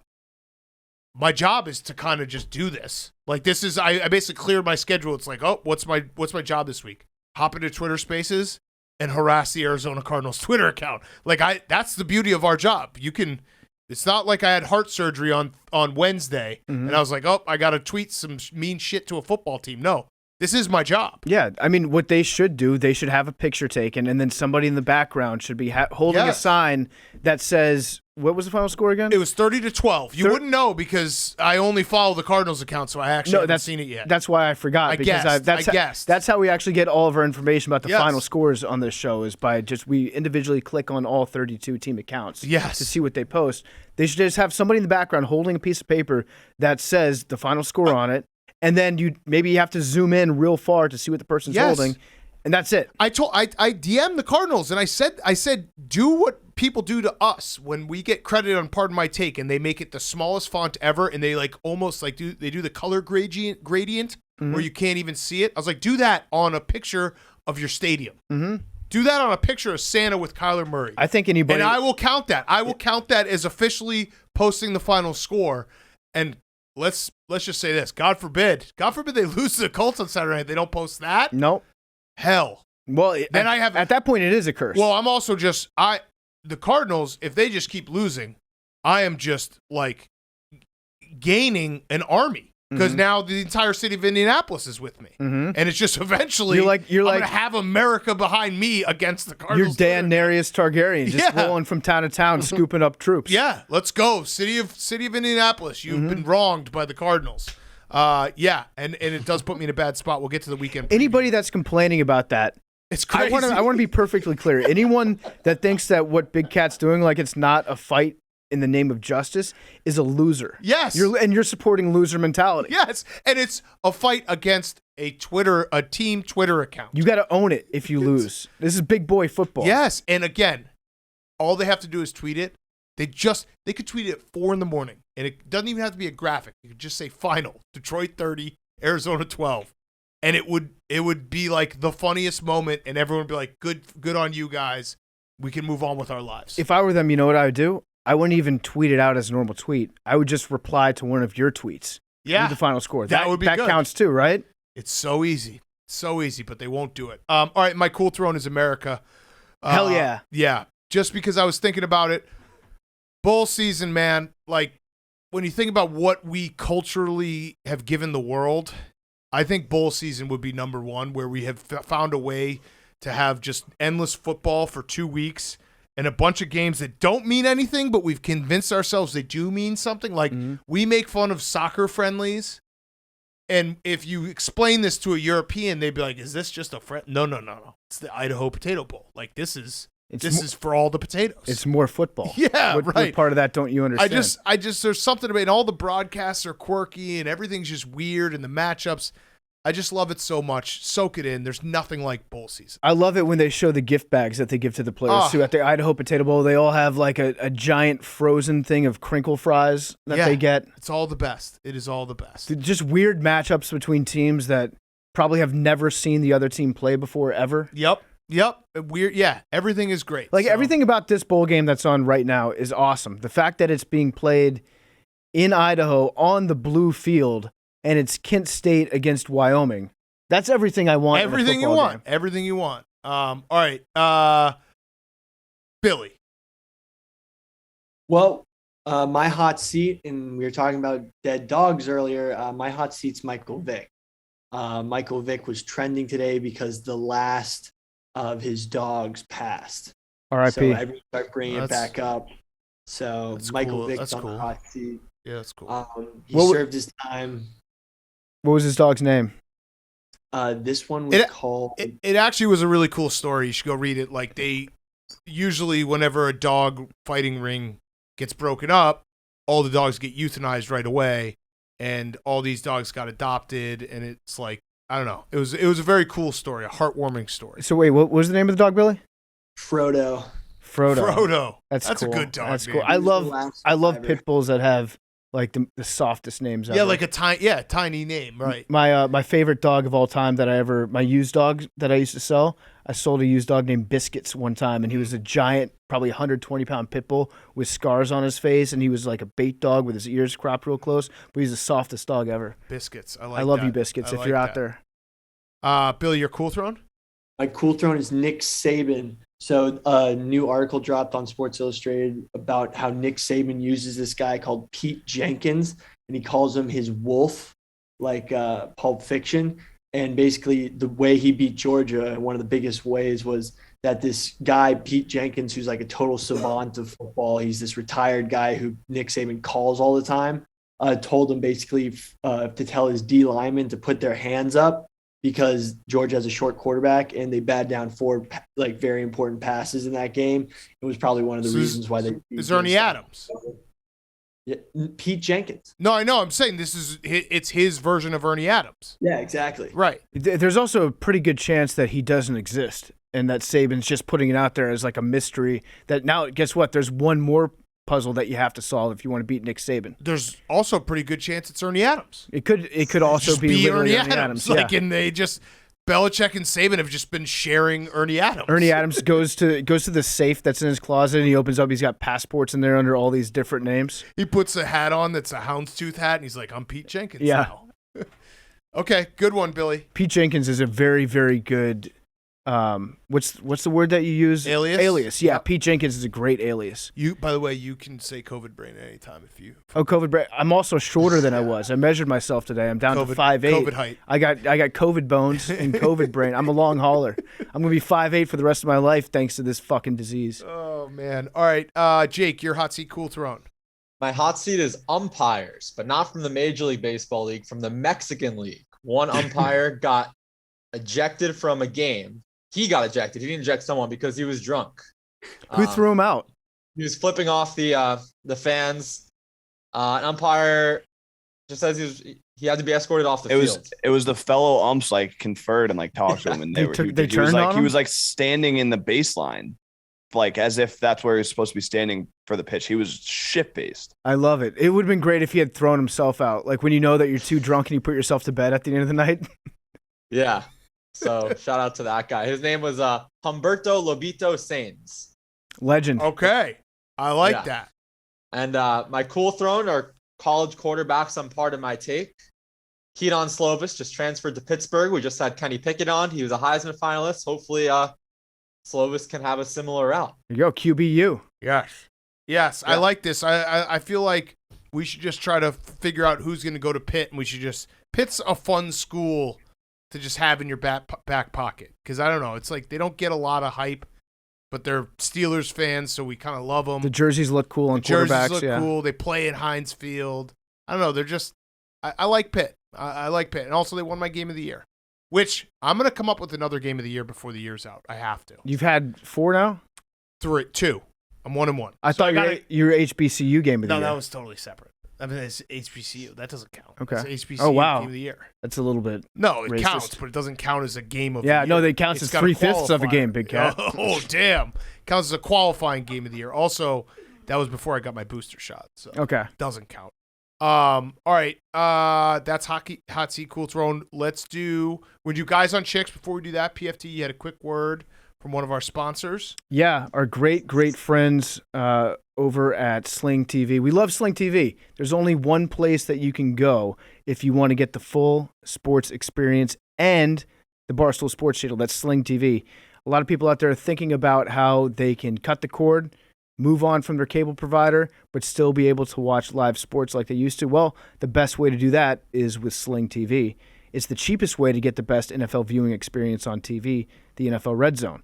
With the Sling Blue and Sports Extra package, you get Red Zone, NFL Network, and more for only $21 your first month.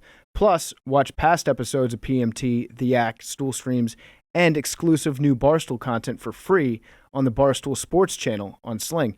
It's easy to set up, easy to use. There's no contracts, starting at just $35 a month. Sign up now. Get your first month for just $10. Whatever you're into, Sling is where you can find the live sports you love, all in one place. Go to Sling TV. Go to sling.com/Barstool. That's sling.com/Barstool to sign up now. Get your first month starting at just $10. Okay, guys on chicks. And then we're going to do our weekend preview, which save if you need something for Friday. Save if you need something for Friday. We'll also throw in a Fire Fest, a bonus Fire Fest. Everyone think of them in the back of their head. Oh, I got one. Why do guys keep their apartments so dirty? And also, why do guys last minute Christmas shop? Okay, so the dirty apartment thing, I oftentimes think about apartments I lived in with like roommates and just how gross they were, but how normal it was and how funny it is to think back. In college, I lived in an apartment with 4 of my best friends, and we had not one, but 2 outdoors garbage bins inside in the kitchen. Oh, yeah. And we would take out the trash every 2 weeks. They're so big. Yeah. It actually makes sense. It's more sanitary to do it that way, because if you have a small one, then the bags just pile up. In my college experience, there's probably still a video on there online somewhere, but I was living with Pat, Hard Factor Pat, and we used to just throw our trash out onto the cement patio and just burn it sometimes. Yeah. We'd have controlled burns on an apartment deck, not in a backyard. We would just burn our trash. Collecting shit. I had a stadium seating, which was incredible. Like, just like come home and just bring stuff home with you. Like, it's just, I can't really. At what age does that no longer become acceptable? I think it's probably somewhere around like 25 to 27. You start to. It's a slow process. It's not like one day you start to clean up. But there's a moment that happens somewhere in that like 25 to 27-year-old age group where you're like, you know what'd be nice is like my house not being a fucking pigsty every time I come home. Like maybe the dishes not being in the sink all the time. Having control of my own remote. Like when you have that click where you're like, I'd like to live on my own. Usually there's a girl involved. Yeah. And so you move in with a girl and they're like, hey, is it okay? Maybe I can show you how to flush the toilet after you're done with it. And that's the first step. And you're like, okay, hey, let me show you how to take the sheets off and wash them more than once every 6 months. And you're like, oh, wow, I actually enjoy sleeping on clean sheets. You have to clean sheets? Yeah, clean sheets. This feels amazing. Wow, these towels, they don't smell like they did, 12 months ago. Yeah, the little things. The little things. So, yeah, there's usually like a girl involved that teaches you the art of not living in just a rancid, disease-infested environment. Well, it's either a girl or it's one roommate that like you just can't stand anymore, who just drives you to the point of like I have to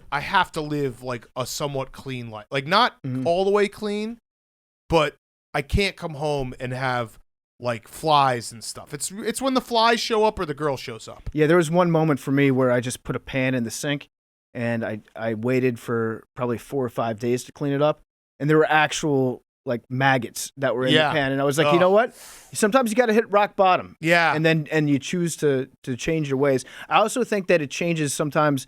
The less time that you spend in your apartment, the cleaner it stays. Yeah. So when I was just home for 4 days in a row, I was walking through my apartment today, and I was looking down next to the couch that I was on the entire time, and there were 3 bags that were from the same place that I had ordered food from. Oh, yeah. One inside of the other. Yep. The exact same bag. And I was like, this really shows me that I need to be out of the apartment more often, because I can make a mess somewhere else. Yeah. But I want to come home to a clean spot. I often think back about the time that we ran out of toilet paper and we just didn't get any new toilet paper for like multiple days, and I had to wipe my ass with coffee filters. Oh. And like that, and at the time in college is like, that's fucking hilarious. And now I think back, I'm like, what?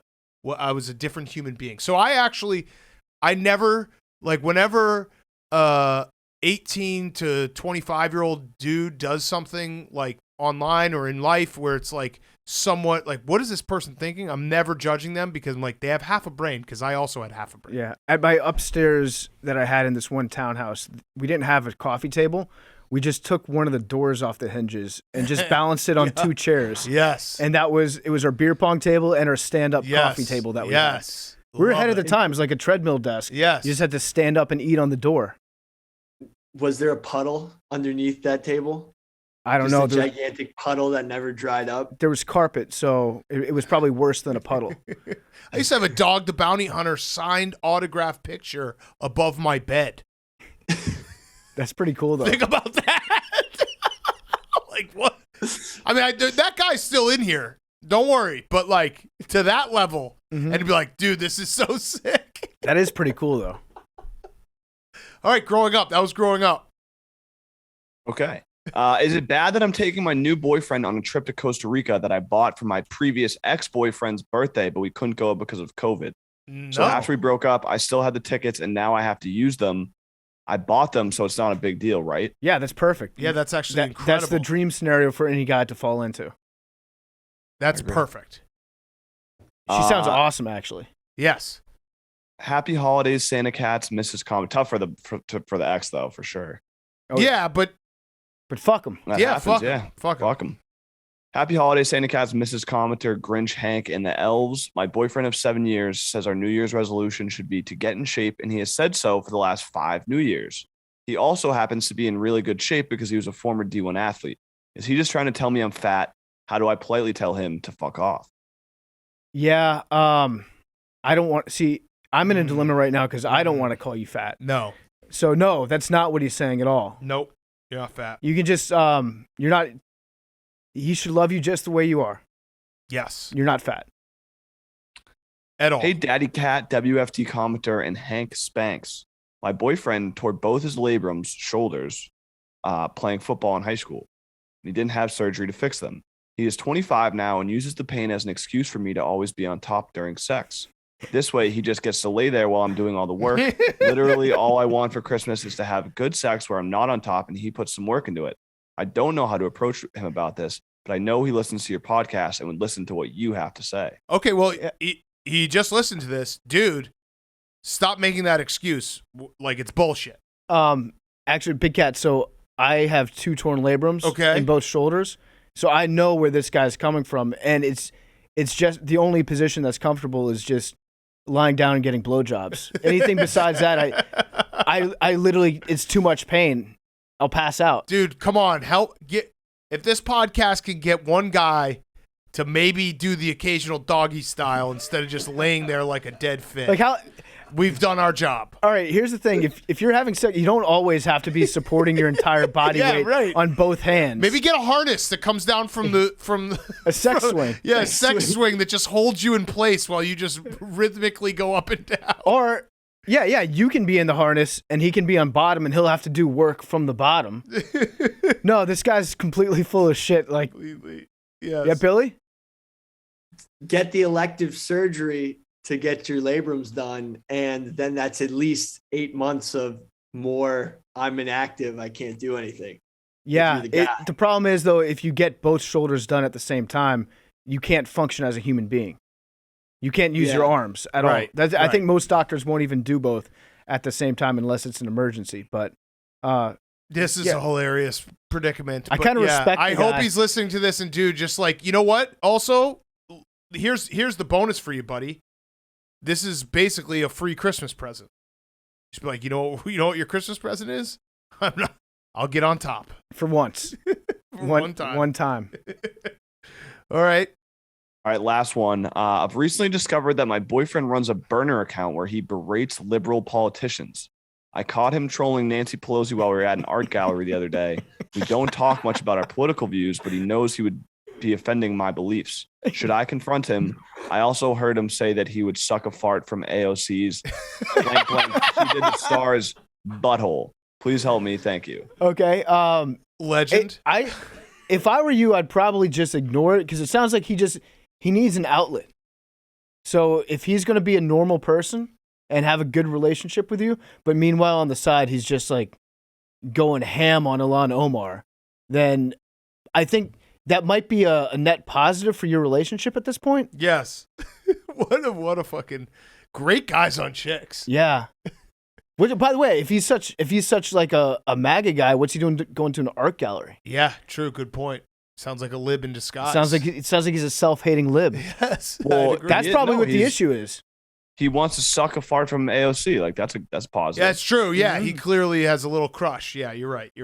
Okay. Yeah, you should actually get dressed up as AOC, do some role play, and see how he reacts to that. You might actually turn him into a lib. Yeah. All right, good guys on chicks. Way to go, everyone. That was a good round. All right, should we do weekend preview? You want to do your last ad? Yeah. Before we get to weekend preview, I want to talk to you about our great friends at SimpliSafe. SimpliSafe is the #1 home security company in the entire world. If you've ever wanted to make your home feel safer, there's no better time than now. And this week, our friends at SimpliSafe are giving Pardon My Take listeners early access to all their holiday deals.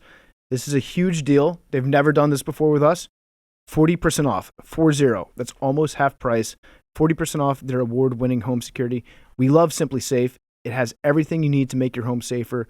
Indoor and outdoor cameras, comprehensive sensors. I know a lot of people are getting packages stolen off their front porches this time of year. With SimpliSafe, you got the camera. You'll be able to see exactly who's taking your packages. You'll be able to track your packages when they're delivered.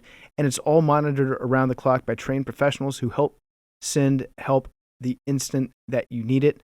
SimpliSafe was even named Best Home Security System of 2021 at U.S. News and World Report. You can easily customize a system for your home online in minutes and even get free custom recommendations from SimpliSafe. These are SimpliSafe's biggest discounts of the year. Get a complete home security system starting at just over $100. No long-term contracts, no commitments. It's an easy way to start feeling a little bit more peace of mind. We love SimpliSafe. Take advantage of their holiday deals. Get 40% off your new home system by visiting simplisafe.com/PMT. That's simplisafe.com/PMT for 40% off your entire system. Okay, let's do... Ooh, someone's here. Who's here? Rico's here? You want to get Rico in here for a weekend preview? Rico! Yeah, call him up. We're calling on the righty. Why the fuck are you here? Who's that? Oh, okay, then. Forget it. Tell him I'll see him tomorrow. I'll see you tomorrow. Right. I didn't know you were going to... Hey, Rico. Why are you upset? Zero. Rico, you can keep running some of this. Rico looks like... I think he's robbing Barstool because he's got 3 bottles of champagne in his hands that he took off everyone's desk. Merry Christmas, Rico. Wow. Can we clarify that? What does it say? Where's the Don't camera? worry, Rico, we'll cut it. Happy holidays, Rico's Rico the Boss. thief? Happy holidays. Thank you, So you Rico. got yourself? Yeah, I got it myself. Oh, okay, nice. Wait, Rico, who are you giving those to? My people. I take care of my people. Your The people. big 3? No. I don't get one? Get out of here. Get out of here. Never come in your hole again. All right. Weekend preview. Who do you think Rico's giving those to? I don't know. Hank's going to get mad at me. He's definitely giving it to chicks, though. 'Cause, you know. All right.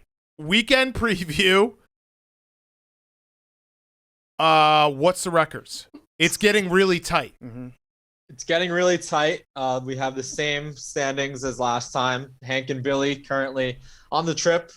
PFT, by the way, at the time of this recording, still has one of his Week 15 picks to go. He has the over. I do 44 too. in Washington. I do too. Wait, which one did you take? I have the over in the Rams. Okay, so we Don't I? No, you had Patriots Colts. Ah, fuck. Okay. So- That was my mortal law. Yes. Okay. You're right. Sorry. Yeah, so PFT still has one more pick. But right now, PFT is up 3 games on Hank. And then there's 1.5 games. It's me. Big Cat, you're 1.5 behind me. Then it's 1.5 Liam. And then it's just a half for Billy. So it's very tight. Anything is still up to grabs. I'm behind by a half? Yes, because you got the Raiders win yesterday, the Monday Wait, pick. so he's behind a half on Liam. How many am I up on Billy? Big Cat, you are 3 up on Billy. Okay. This is going to But- get tight. This is Mhm. getting And tight. you're also 3 behind Hank. So you're mathematically in the best spot, but there's still so many But games. I feel Yeah, like I I'm could in totally the, fuck I up. control my own Yeah, destiny. no, PFT's in the best spot. I'm probably in the second best spot. Because PFT Yes. just doesn't, like, unless I don't someone lose. else gets crazy hot. I just don't and lose. he loses, I'm right. just the hottest Yeah, gambler in PFT America has that 3 doesn't games gamble. of separation. Big Cat has 3 games of separation. Everyone else, there's Okay. like a half. Well, that would be nice. Oh, and for the record, I'm not gonna lie, guys. Like, I'm not trying to. It's a holiday season, but PFT kind of carry this show. I'm not. Wait, in what context? I'm just kidding. Oh, I thought. I'm confused now. I'm saying we shouldn't have to drive. We carry the show. Yeah. You know Also, what I'm saying? I thought you were bringing it up in the fact that like No. if you and I were in a car together and we get into a car accident. Oh, no, that's I bad. was saying we shouldn't have to drive because we carry the show. We should get to rest. Yeah, well, because if You it's guys, a joke, you guys are getting old, though. we are getting old. Because Billy I should would be definitely kept try in to an kill us. undisclosed location. We should never actually be in the same room ever. It's true. Billy would he would buy a fucking rocket launcher and just wait on the highway in An Pennsylvania. RPG, you guys. No, Billy would buy a Tesla for us to make the drive and then program the autopilot to take us off the road. Yes. All right, so it's getting tight. This is fun. This is exactly what we wanted. It's chaos. If anyone just doesn't even remember, the second place person and the last place person are driving to LA for the Super Bowl while all of us fly. It's going to be great. So I don't want to make excuses, but I am technically still 13-0 in my last 13 games when I've been wearing the hat to watch the games because I didn't wear it on Sunday when I went 2-1. But I'll take 15-1. I'll take 15-1. Okay. But for the record, His the over hat. hits tonight. The only thing standing between you and the streak was the Urban Meyerless Jaguars. Yeah, I didn't realize just how great of a bad they coach. are. No, how great of a coach Urban Meyer must have been. Yeah. Yes. All right. Hank, get us started. So we're doing the lines as of right now. Obviously, when you see this posted on knows? Saturday, people are going to be like, what the fuck? COVID? We don't know. It's literally the lines as of 6:50 on Tuesday, December 22nd. Hank, 21st. I'm taking the Browns +7 versus the Packers. Hungry dogs. Wait, the we'll Browns. go favorites first. Favorites first, my How we bad. always do, yeah.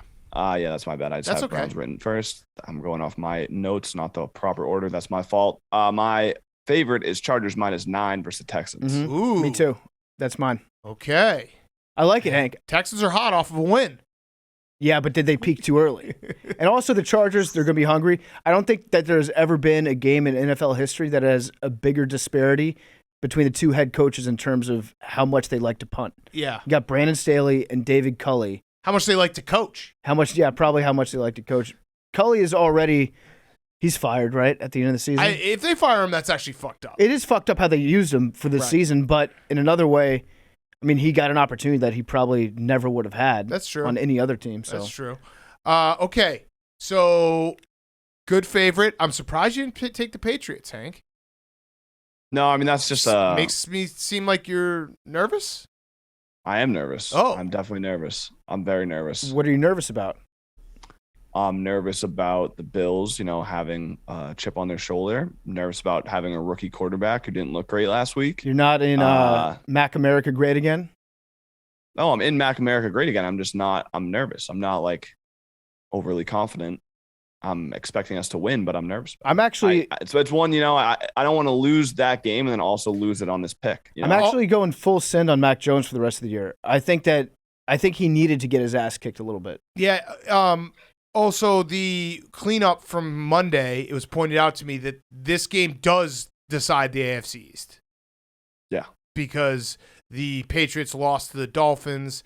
The Bills have not lost another game in the AFC East right now, so that's the first tiebreaker. That was a great onside kick. That was a in terrible, the Idaho terrible Bowl. It went onside 5 kick. yards. Mac kicking, baby.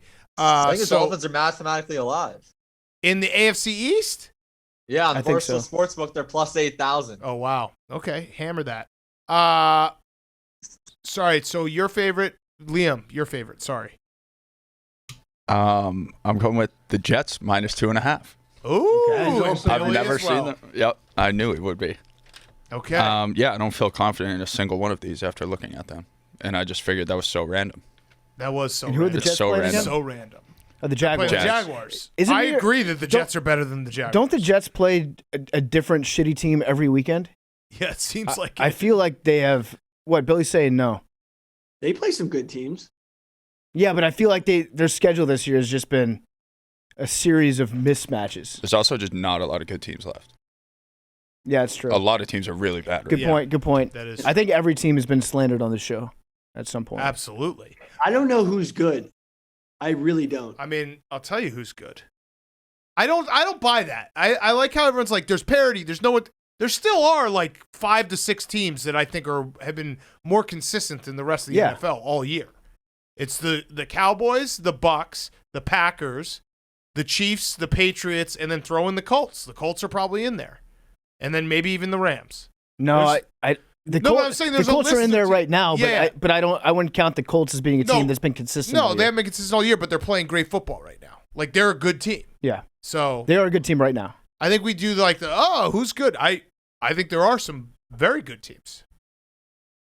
Yeah. Counterpoint: Yeah. the Bucks scored less on the Saints than the Jets did. There you go. I mean, the Bucks That's a did huge suck. win. They suck So, like- all the time. Like what? Well, but any given Sunday, you are correct. You are correct that any team can win any given Sunday. What about any given Tuesday? Any given Tuesday, maybe two. But there are definitely good teams. I'm not picking on you, Billy. I've seen like writers write this being like, no one's good. That I totally disagree. There are like probably 6 or 7 teams that are definitively good. I did like Bruce Arians' explanation that he gave on Antonio Brown coming back to the team. Yeah. He was like, our football team just really needs him because he's very good. Yeah, no, he last year he's It like, has if he has one fuck up, he's out. It has nothing to do with, whether or not Bruce Arians has forgiven him for his fuck up. Yeah. It's like, well, Godwin got hurt and Yeah. our offense sucks. And Leonard Fournette's out. We scored 0 points. We really need this guy Yep. very badly. All right, my favorite.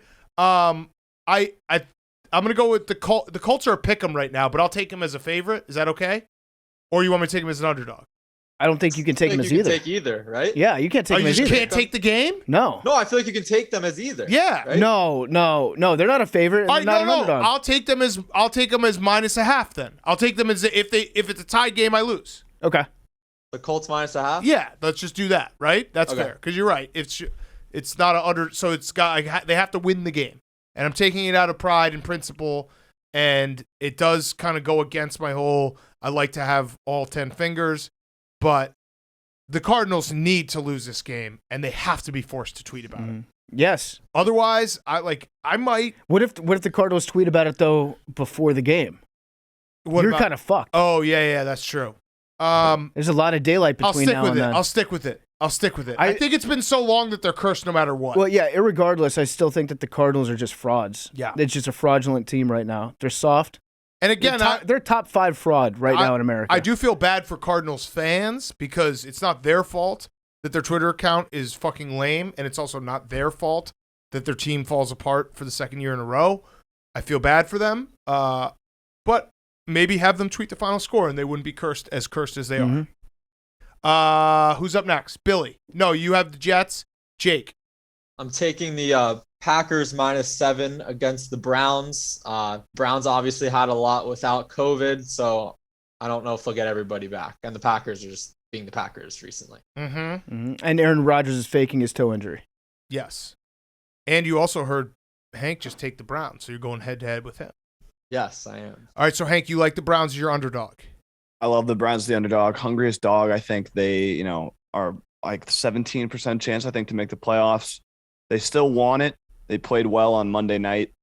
If they, this is it. This is their season. +7's a lot of points. And yeah, hungry dogs. So Baker's coming back, right? It's not going to be Nick Mullins again? He said he tested negative. He has no symptoms. Or he said he has no symptoms. He just needs like one more negative test or something. So it looks like he'll be back. I love Okay. Nick Mullins. I do too. I think Nick Mullins is the perfect backup to scoot in for a game. Yep.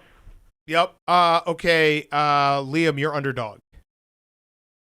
I'm taking Giants +10.5. Oh, Too many points. against There's a lot of the Birds. the Eagles, That's correct. right. Okay. Liam, you're really relying on the city of New York. That's a lot. That's asking for a lot. It's true. Just warning you. Jets and I Giants feel like is your pick. when they win together, though, no? That's Or am I true. making That's that also up? true. Greatest Is it? city in the No, world. I mean, Greatest football I city. think they did They once. sync up. Yeah, Maybe they once, sync I up. just No, they didn't did. know They that. did. Yeah, they I did. think the Giants beat the Saints in the 2 times memes is saying. 2 times. Woo. Okay. Yeah, Last, that's my 20 trend years? I spotted this week. Yep. I'm parlaying it right now. All right. PFT. You're underdog. My underdog is the Ravens +2.5 over the Bengals. Ooh. I feel like it's the 2.5 is really good for me because if the Ravens lose, they're going to lose by 1 point for not going for it 2, at yep. some weird situation. Yep. I also love Huntley. Like I said on Monday's show, he's my new quarterback crush. I think that he's going to go on a little tear here. I want, if I didn't already have complete and total faith in Taylor Heineke, I would want Huntley on the football team. What if next year. Lamar plays? If Lamar plays, He might play. If Lamar plays, I actually feel like the Ravens have a better chance of beating the Bengals with Huntley than they do with Lamar. Yeah. And not because Lamar is a worse player overall, but I think that whatever offense they're running with Huntley, moxie, it's clicking for some reason right now. Yes. And so you don't want to like go all the way away from that. I don't know. I just like Huntley. And if he doesn't play, then I'm going to sound like an idiot. That's okay. But we all sound dumb. But also, I mean, the Bengals have been playing well for the last couple weeks, right? They won in Denver, and then before that, they smoked. Oh, I thought the 49ers in overtime. Yeah. In a game that they probably should have won. Yeah. Right? But they're still playing okay. They're playing good football. I feel like the Bengals are a team that you can almost time the swing of their pendulum a little bit because they're not great, but they're not bad either. Huge game. But they're just going to go back and forth. Game. So I like the Ravens in this one. Okay. That's also my pick. Oh, that's also your pick. Ah, okay. Everything you just talked. You talked yourself in circles, and then Billy just came and smashed it. Yep. Jake, where's the fucking love for Tua? +3.5 Monday night. Are we together on that one? I thought that was a misprint. Tua? Come How on. can you not take points with them right now? +3.5. Tua versus Taysom. Electric matchup. Mm-hmm. That is a great. The Dolphins late season in a meaningful game in a dome with those uniforms. I like it. I don't like That's those my uniforms analysis. in New Orleans though. In a dome. I don't think it plays. I don't think it plays. I think it plays better outside. All right, so we have everyone's underdog. Okay, Hank, overs. My over is the Raiders and the Broncos over 42. Ooh. It's a low over. Ooh. It's a low over. Derek Carr, they were showing the stats and like his comeback wins and just his over. He's a gunslinger. He doesn't throw interceptions. He doesn't throw interceptions. He Except when gets he does. the ball downfield. 42 is a low number. Drew Lock, another gunslinger.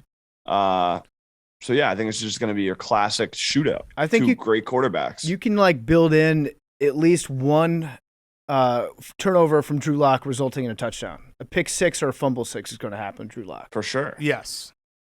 Yeah, you just hope that the interceptions don't happen in the red zone because he can be the perfect thing for an over by throwing it downfield or also just fucking up and oh my God, points the other way. Did you see that pass? Yeah, it was bad. This is going to fuck people's minds up, so let's not talk about the game. Liam, you're over. I'm taking Bills Pats over 43.5. Ooh. I just feel like both of these teams have the potential to score. I feel like one of them has to. Yep.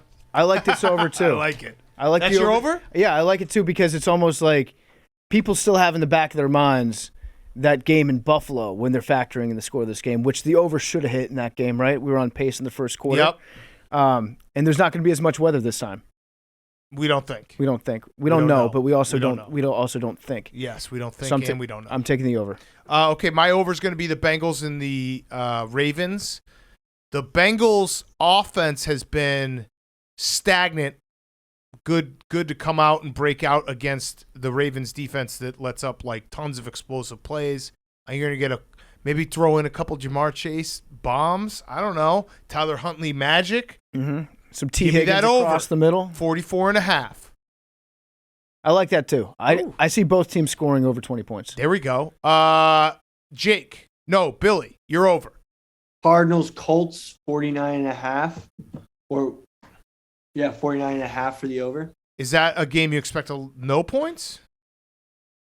No, I think there's going to be tons of points. We're doing the over, right? Yeah. Yeah. But sometimes you pick the games that you reverse it.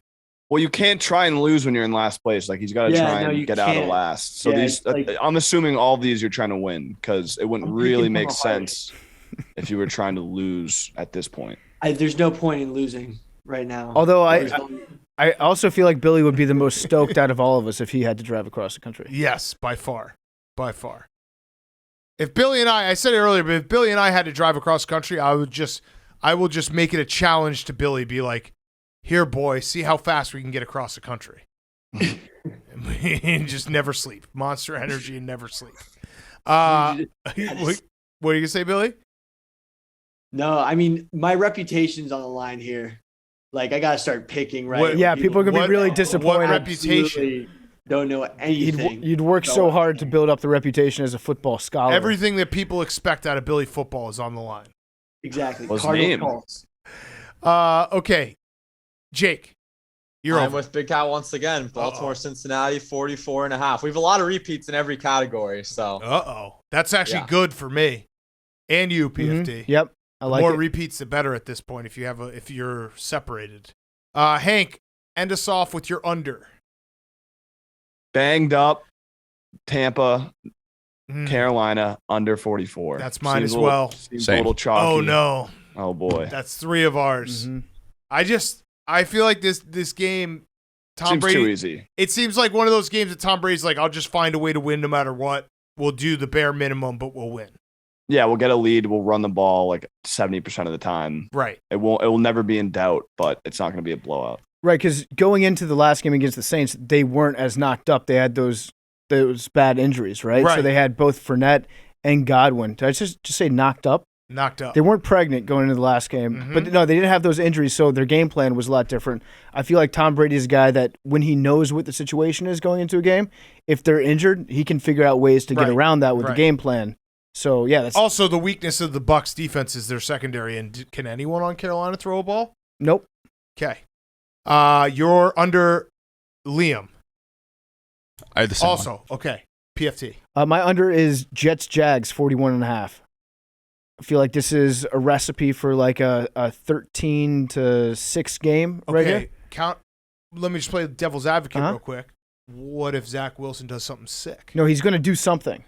Isn't that what Billy was predicting? He's going to do something, and the Jets are going to be sick. He's going to do something, and they're going to be sick. But something for Zach Wilson is just like if he throws one 60-yard touchdown, then that's something. Yeah. And then he'll throw 2 interceptions. Mr. INT's coming back. And then the Jaguars are just they're a nuclear waste. They're Chernobyl right now. Mm-hmm. You should not be allowed to go into Jacksonville for the next 6 months after the season's over. Billy. My favorite under is Bills Patriots 43.5. I think it's going to be another under game. Belichick likes to keep it low scoring when he really needs to win, and I think this is a need to win for the Patriots. Is that a stat you got? Yeah, I know. I just roll with it. I like It it. sounded I agree good. with him. It sounded very good. It sounds right. Yeah. Mhm. Yeah, no, I mean, like the first Bills game, like think about the Rams Super Bowl. He likes to control the game by keeping it. What low about scoring. the Eagles Super Bowl or the Panthers Super Bowl or the Falcons Super Bowl? Mhm. Yeah, those were all high scoring. that he could have needed to win? We'll have someone dig that up. What about- Give us. I don't know What how about you. the Chiefs playoff games? I don't know how you define needs to win.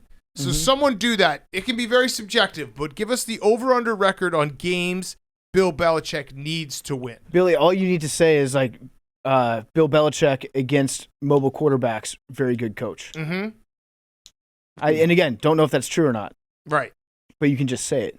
It's like doing the whole how you beat Alabama mobile quarterback. Yep. Johnny Manziel. Once in a Cam Newton. yeah.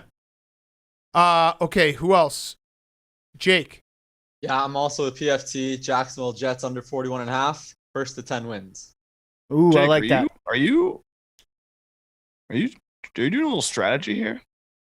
Are you accusing me of cheating? Oh. I just asked a question. Never in my life. Strategy. Never- wait, you've strategy never- would be cheating. Jake, you've never cheated in your life at anything? In this contest. You said never in your life, though. So all of a sudden, Oh. so now you've just admitted to lying right there. Now your credibility is in No, question. I just didn't include all the details. Whoa. A lie by omission. Is Jake doing some strategy? He's also the one who Oh. keeps the records. Like Jake could change my picks every week, Yep. and I would be like, okay. Yep. I can't believe you guys are even. Hank got you to bait. I've been nothing but honest. thinks for the lady 3 does years. You're the protest one too that much, brought up Jake. cheating, Jake. I never mentioned the C word. I don't know. I didn't. I love it. I love it. Okay, quick fire fest before we go. Send everyone off. Merry Christmas to everyone. We'll see you on Monday. But quick fire fest and all right, we're not going to talk about the games we're watching. We're getting a little distracted here at the end. We ran into the games. I do have proof, by the way. I have a timestamp. Like you're holding up a newspaper next to your picks? Okay. Yeah, 6:10 p.m. is when I entered my picks on the dock. Wait. And did you screenshot that? No, I'm on the Google Doc, and it says 6:10 p.m. is when I put in my picks. Is the Got last it. edit. Got it. For the record, even though me and Bubba have some picks that are similar. Billy, no one related, accused you of all- cheating because even if you cheated, you probably mess it up.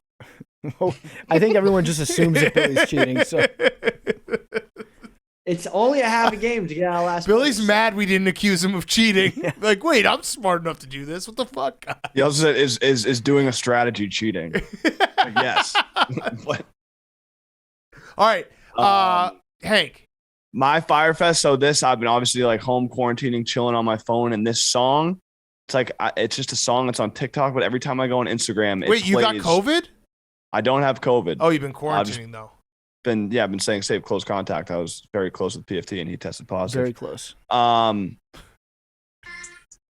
This I'm gonna play it. Oh, this is like every Instagram story, reels. Every Yeah. single Instagram video, I like it just pops up. Like I can't do anything. If I watch an Instagram video, then it'll automatically scroll to a video playing this song.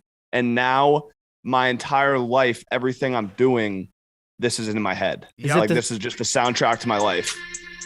Is it the same video that keeps popping up, or is it No, a different No, video? everyone uses it on every video. It's so Yeah, annoying. like, this is a video of a guy driving in the snow. If I keep going, it'll be like a video of like someone in a waterfall. If I keep going, it'll be like I want to start doing. I was thinking about remaking the videos just like with trashed NYC streets. What's the name of the song?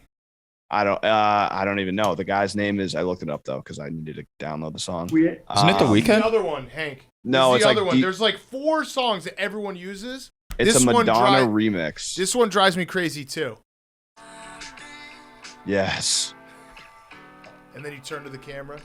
Go, little rock. Stop. Those two It songs drives are me actually nuts. It's very The chill. last 2 TikToks that Big Cat did. You they're doing really say well. you say the last 2 TikToks that Big Cat did, like I did them. Well, they're trending songs. I Actually, didn't not- choose. I have never made a TikTok. You make them for me. I know. Also, were you going to tell me about my nose hair in that video that I sent you? I don't see a nose hair. Yeah, I got blown up on that one. There was just a fucking nose hair sticking straight out of my nose. And it was one of those situations where I was literally walking my dog, minding my own business. Billy texted me like, hey, can you make this video real quick? I did the nice thing. I sent it back instantly. And then like 4 hours elapsed and I just start getting tagged on Twitter with pictures of my fucking nose hair. And Mad people views, clowning though. me. Mad Dude. views though. Those Can Can you past just 2 from in your nose songs, hair?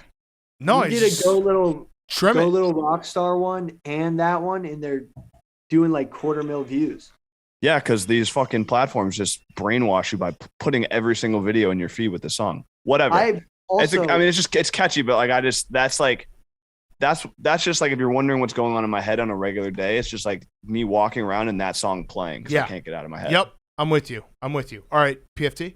Don't really have a Firefest to complain about right now because COVID negative. listen, I'm a survivor. Yeah. I survived COVID. The only thing I can say is I did shrink an 1.5 inches, so that's tough.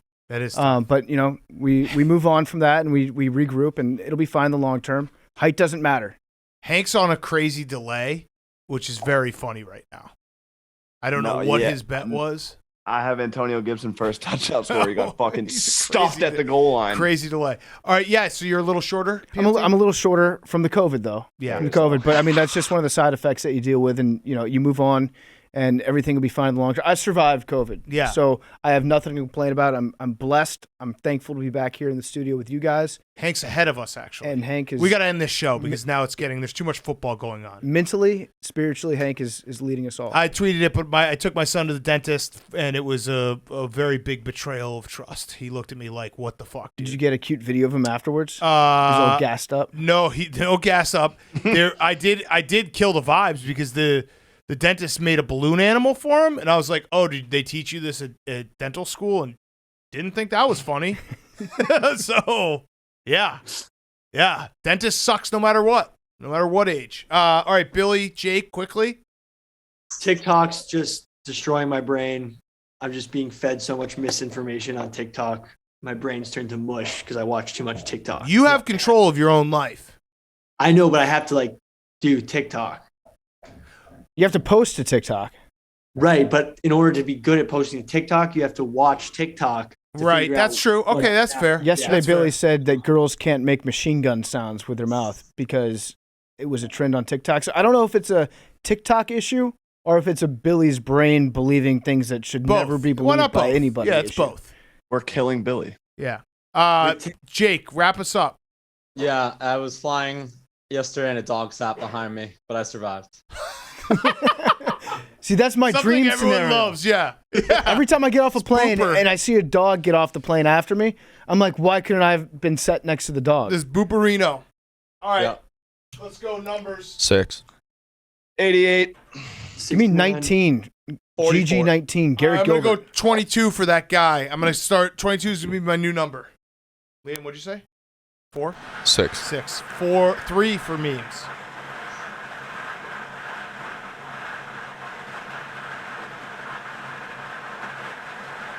Oh, We got a three-way jam at the top. We got a jam. We're going to have to redraw. No number. Here we go. Three-way It was a stuff. tie. It was scoregami.